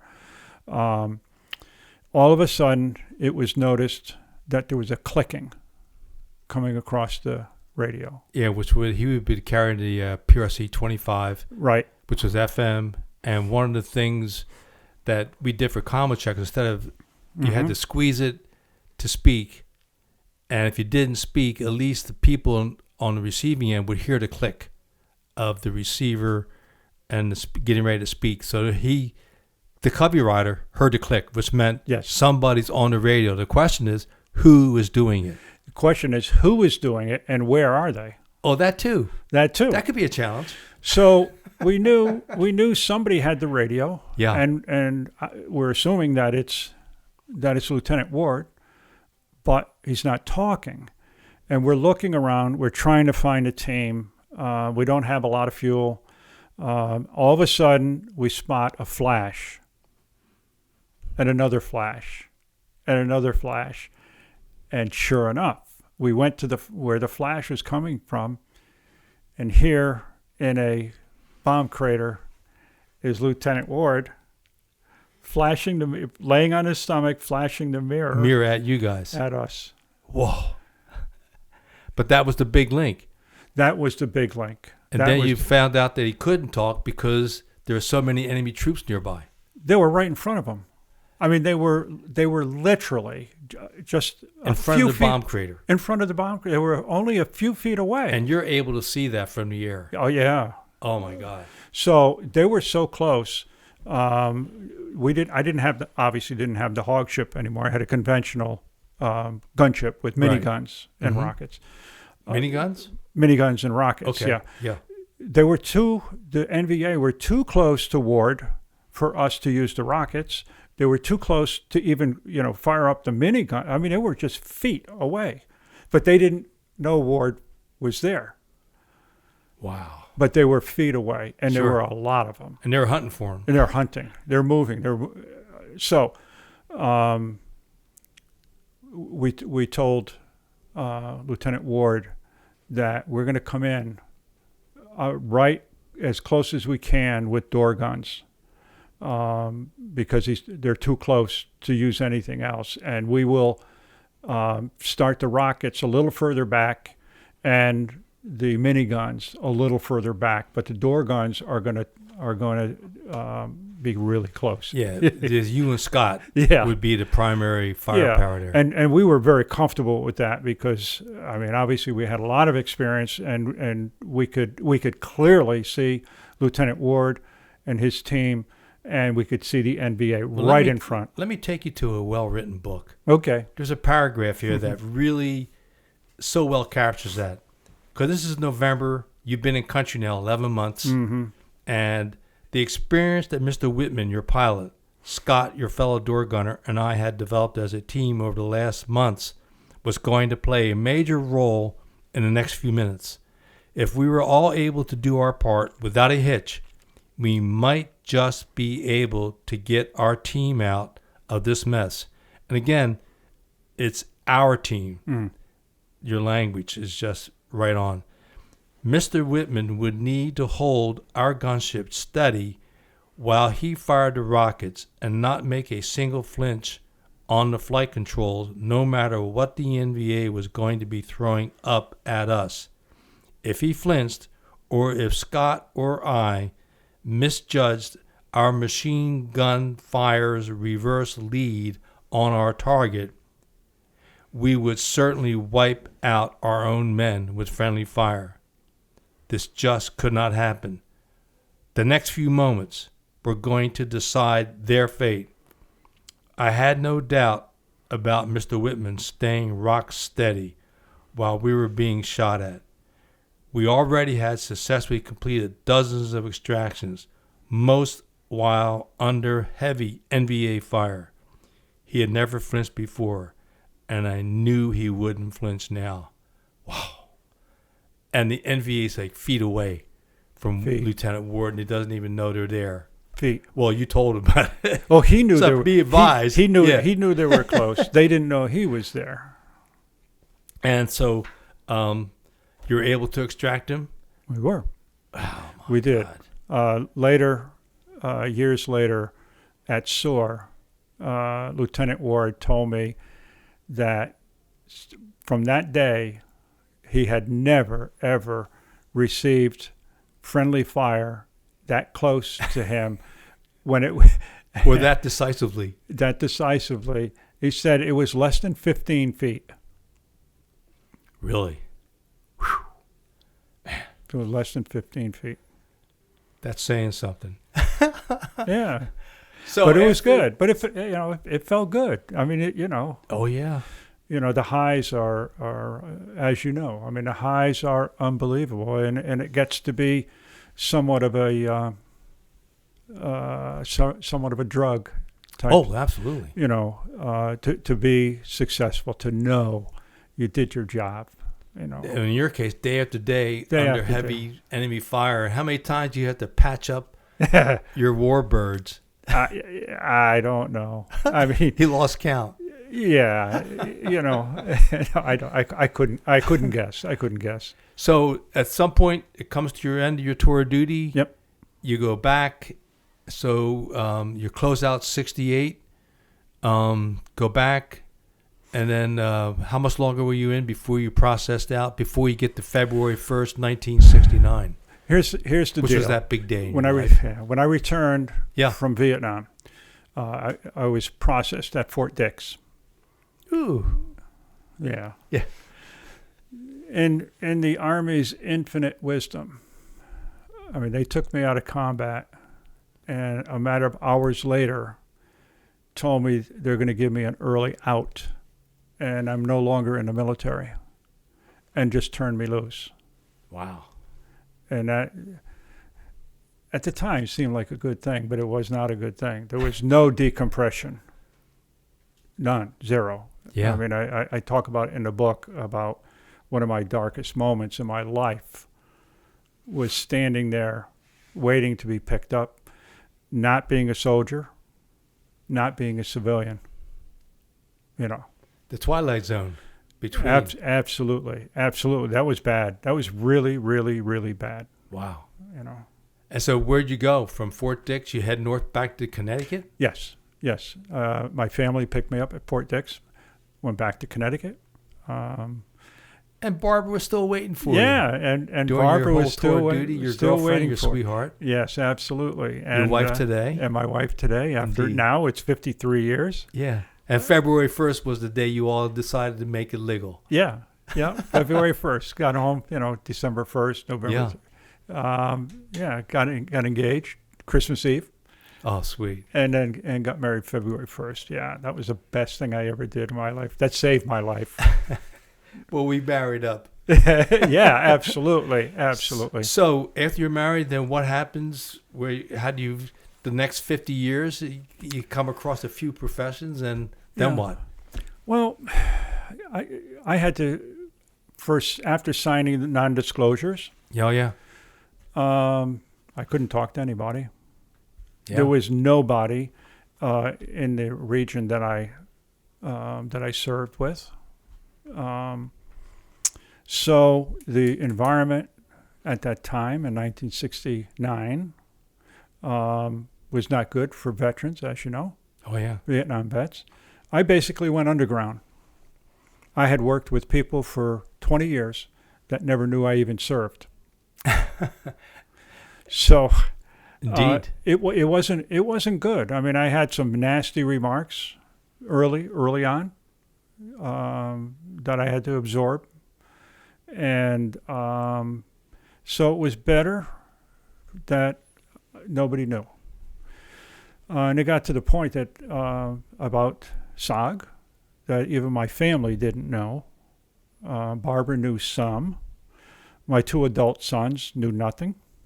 Wow. And sometime in the 90s, with the encouragement of my wife, Barbara, I took some of my awards out and had them framed. And that's the first time that my adult sons saw them. Wow, really? So that would be your Distinguished Flying Cross, your Bronze Star, and you still didn't have the Purple Heart yet, right? Or did? No, I know you I got did that not. mucho later. I got it much later. On on the weekend of July 4th, 2001, Right. I received a package, a manila envelope, partially torn open. Of course. Just said Department of the Army or something. I said, well, what the hell is this? Yeah. So I was sitting on we were sitting on our deck, and I opened it up, and I pulled out a certificate for the Purple Heart. From September of 68. From September 28, 1968. and the medal. It came unannounced, unceremoniously. Oh, my God. And it almost didn't make it because it could have, if the package ripped another half inch, the metal, the case would have popped out. Oh, my God. So, yeah, all those years later, after SOG was declassified, somehow, somebody say, hey, look what we have here. And then at some point you learned about the Special Operations Association I around did. 2010, 2011? Very early 2011. I received a call from Scott, the Armin. I had not spoken to Scott And we haven't since mentioned Scott 1968. much, so just not to confuse him with your door gunner, but He is my door gunner. okay, Scott is who was my door gunner. through that whole time. Well, Okay. not the whole time. I lost the first 2, but Scott, I hadn't spoken to him all those years. It was late in the evening. I had a phone call. I had just gone to bed, and on the other end, somebody said, "Is this Roger Lockshier, who served with the 101st Airborne?" Red flags. Oh, of course, yeah. I said, "Who's calling?"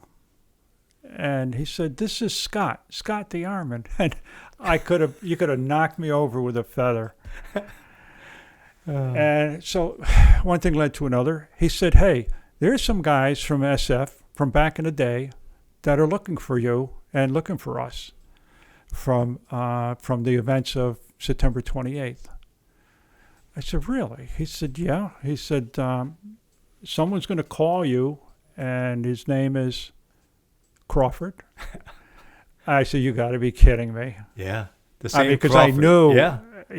For time in the McGuire rig. Yeah, well, not only that, there were other things, Other things, of course. Yeah.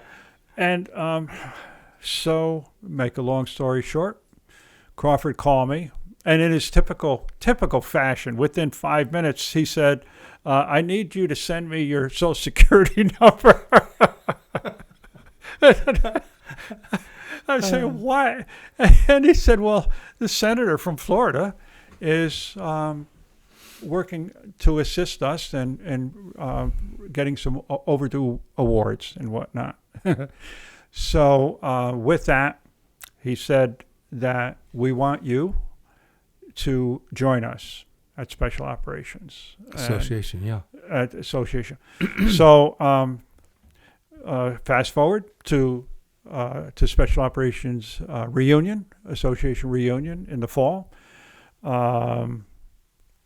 where I was surprised and presented with the DFC, with this Distinguished Flying Cross for September 28th, and Bronze Star for my service with MyLock. And that was now my validation of what I did. I now had people in my life that could confirm that I actually served there and ran. And that's really what got wheels rolling. I mean, I had attempted to start a book years ago. Couldn't. I just couldn't do it. Right. So with that, things really started to come together. I wanted to. I remember that reunion when you first time you came. We were talking with Dickie. Yes. John Smith was there. Yes. And of course, then Tim Schaaf. Yes. Tim, and Mike Armstrong. And Mike was there. Mike was there. Mike Armstrong was there also. Yeah. That was a magical. Homecoming. That was a magical time for me, and still is each year. Magical. You were president at the time for the association. A couple of days ago. Yeah. So that really brought things together. That brought a lot of things together. It brought the validation that I could tell my story and not have somebody roll their eyes and say, yeah, right. Oh, yeah, sure. You know, I had met over the years a lot of wannabes, as we all have. Sure. A lot of BS artists. And I was always afraid to be pegged in that light should I share in any way, you know, what we were doing. So now there's validation. And now your sons know? Now, and you know, so I started writing the book with the intention of just not writing a book, but putting things to paper so that my sons would know. Sure. And my grandkids would know. And I wanted then people like yourself, Dennis Cummings, encouraged that I should really write a book. And that led to? And that led to the book. We Saved SOG Souls, which I highly recommend that if not today, tomorrow, run out and buy 2 or 3 from Amazon and give some to your family members to talk further about your time there. Yeah. Because it's such a side of the SOG story that hasn't been told enough. But this one provides on-the-ground experience as well as in-the-air experience for yes, it does. your crew, and et cetera. So what else did you do as a civilian, just to have a little quick for your time? Well, after you got out, you worked kind of low profile, became a highly trained professional doing... Yes. I started off as a tool maker of such, actually injection mold maker. Did that for a while, then got into designing for injection molds, then got into management for new product development. I worked for companies like Bic Corporation who make the pens. Oh, yeah. I got involved with them, set up a department with them for new product development. Worked with Black & Decker for many years as a manager in new product development. And then retired. What year? I retired in 2000 and let me think. Is that long ago? Yeah, it's been about 13 years, I think, since I retired early. Yeah, and why not if you can? I retired at 62. Okay. And my only regret is that I didn't retire sooner. It's highly recommended. Just having so much fun in Connecticut. Huh? Yeah. Yeah. So, and that's it. Well, and then as part of that retirement, yesterday is one of those days where you had a chance. I just got to say, because at one point in '68, they renamed the unit to the 160th. Does that carry over to today's 160th Night Stalkers, or is that just a happenstance? We're not sure. It could be happenstance. Yes. In 1968, my unit, D Company, 101st Aviation, became part of the 160th Aviation Group. Right. Now, Night Stalkers, the 160th.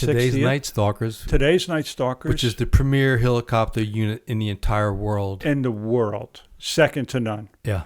And it's like a legacy. To me, it's like a link. Sure. All the way back to my time. They do what we did. Yeah. You know, they work with very closely with the specialized ground units. Indeed. Which we did.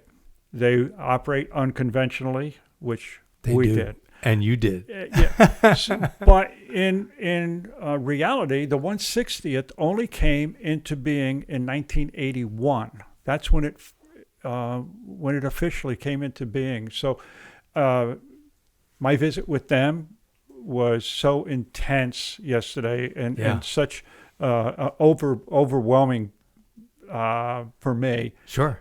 I didn't have an opportunity to get into that to see how they can draw a line. I also noticed at Fort Campbell, there's a road named Angels Way. Indeed. And I can't help but wondering, where did that come from? Yeah. Because all the roads, streets, most in Fort Campbell have an association, you know. Well, you got a project to work on now to figure out where these names came from. Well, I find it interesting that Black Angels or Gunships, sure, in name, lived for only a few months. Only lived from December until July, August. And again, on the back page, anybody's curious, there's a picture of Roger with his Black Angel before it was blown up and destroyed in Laos. Yeah. Yeah, so interesting. It's but that lineage, the fact lineage, that this happens today, and they've continued to stand on your shoulders and raise the bar from your day. It seems like it. Oh, I mean, it just seems. I felt so proud of that. They are what they are. I can't express. And the way they own the night, the way they own it, the way they operate. I mean, it just everything just is so familiar. You know. Well, that was outstanding. You're able to do that. That was great. So, we're at that point in time, sir. Any final closing thoughts on either from Vietnam or the last 54 years since leaving Vietnam for the last time? Well, I'm glad to see that today veterans are treated with the respect that they so deserve. Indeed. Nothing can make up for what you and I and others dealt with when we return. I'm just very, very grateful that I had the opportunity to serve with SOG, not to take away from anything of today's warriors, but to me, at that point in time, the SOG warriors were the best the world had ever seen, and I was just so honored and privileged to be a small part of that, to be included with that. And all the recon teams and Hatchet Force men that you saved, they were really glad you guys were there, believe me. It's a mutual admiration society. So with that, any last thoughts other than that? If not, we'll at that point? Where I think we're good. I really appreciate this. Absolutely. Well, it's our pleasure. So, again, we want to take this opportunity to thank all the men and women in our armed service who have fought and bled for the country. And again, we want to thank Jocko Willink for sponsoring the SOG interviews, productions, and flight costs. As always, we thank the men and women who serve in our Army today, in our armed services, our first responders, particularly the Border Patrol, under the unique circumstances that are coming up against along our border. And we want to take the opportunity to thank men like Roger, who has served our country with valor in years past. And we also remember and salute the men and women who did not return. As of today, we still have 1,584 Americans that are listed as missing in action in Southeast Asia from the Vietnam War, including 50 Green Berets from the Secret War, and we've now documented 83 aviators, helicopter pilots, fast movers, sky raiders, who died in support of SOG teams on the ground. So with that, we'll close out. God bless America. Thank you, Roger. Thank you.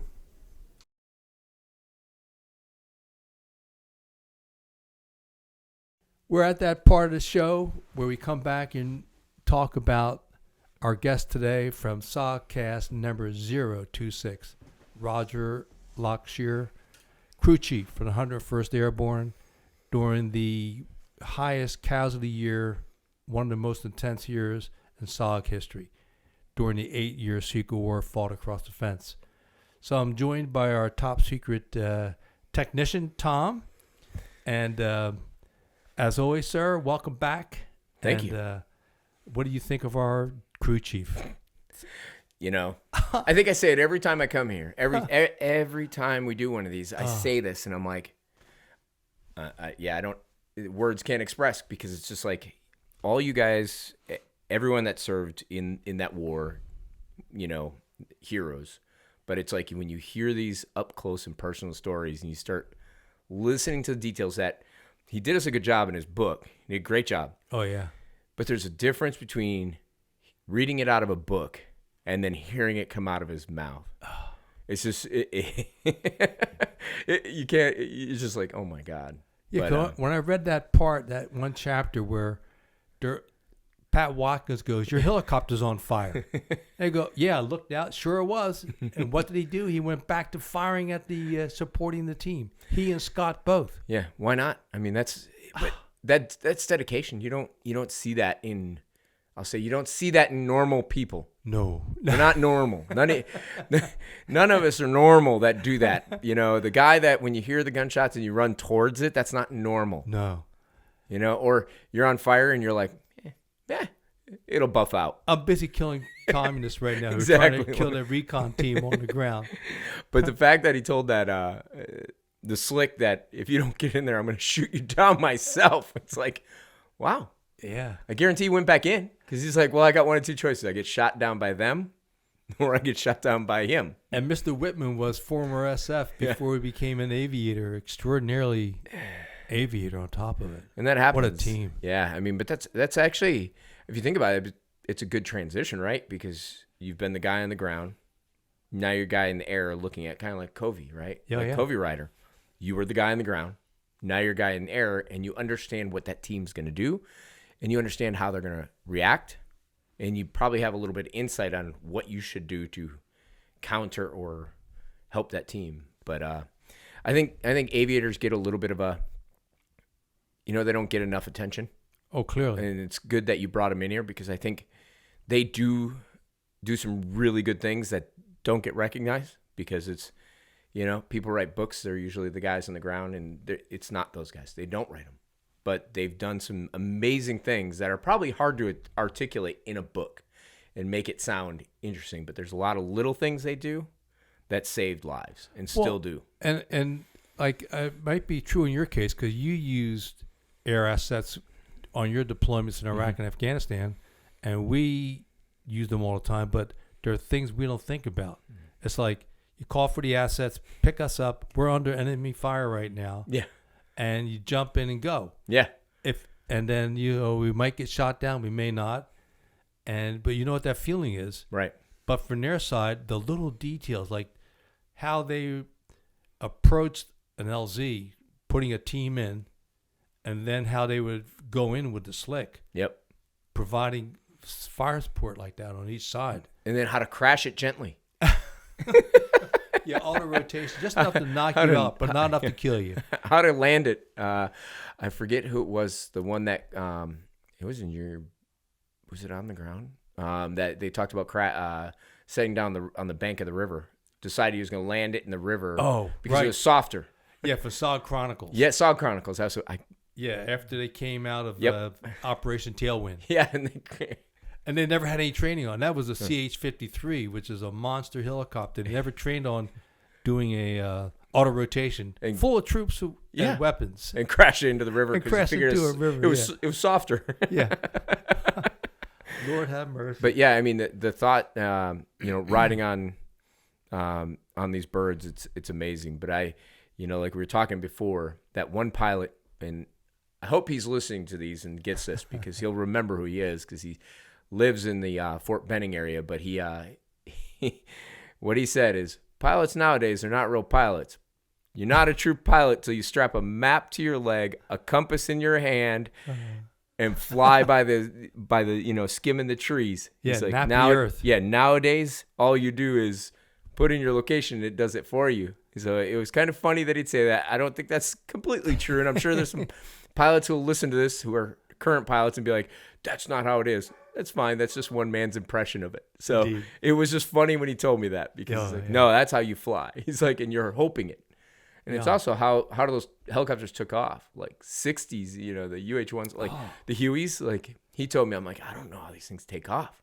He's like, they beat air into submission and they fly. Well, in his case, he had the Charlie model of the Huey, but the Bravo models, they didn't have the power that the Charlies had. Yeah. And we distinctly remember, like the guys from the muskets, they welded wheels up front, so if they had the nose, they could have the wheels to slide along better than just bouncing along with the skids. And even the guys from Scarface had the same thing. Just trying to get those heavily loaded gunships off the ground. That pig, what he had in there, it's like, Jesus. The ordnance. Yeah. Oh, yeah. But, hey, it was accurate. And, it was, like he said, it was more of a spot. You could get into a specific spot, but you couldn't cover an area. And I'd forgotten the aspect of them standing on the skid. Yeah. If they're going in on a gun run, that's think about firepower. Obviously, you're probably monkey-tailed in or strapped in, but at the same point, you're still standing on a little pipe. And at one point, I forgot to cover it with him, but in the book, at one point, he talks about after a gun run, he sat back down in the seat and he looked over at the floor, and there was like multiple holes in the floor where rounds had come through. Never hit him. There's daylight. It's like, yeah. It's like, oh my God. Yeah. Then they went and got 3 POWs out. Yeah. That's the first time I've actually heard, I think, anybody that we've interviewed or that I've listened to in interviews. This is the first one where I've actually heard of someone actually getting POWs out. Did it. All I ever hear, though, is they try. Troll had one, and she jumped. She ran right out. She ran right out. out of the King Bee. And, well, obviously, we won't get into Dick Thompson's history of POWs, but, we try. Continue to try. Well, we always had Dick Meadows, who had 13. John Plaster got a few. And we can't go back with Lynn's, how he's going to get him out by using C4. Right. And then him demoing himself so he could test it. How close do I have to be to knock somebody out? And you're not supposed to do that on yourself. Right. Well, again, I'm glad Roger did it. We hope other people will come out with more stories along those lines. Definitely. And there are a couple of books that are finally surfacing on the 160th Night Stalkers that are contemporary over the last 20 years. Yeah. Which are good books. So, with that thought, sir, anything else? Thank you for working with us today again. No worries. Welcome We're doing back. well. So, and with that thought, we'll close out. As always, we thank Jocko Willing Productions. And without him and his support, from his staff, we wouldn't be here today. And as always, we thank our service members from all the military, our first responders, the Border Patrol, law enforcement, even the folks in the hospitals, then the ERs that are helping. We salute all of them and continue to keep up the good work. God bless America.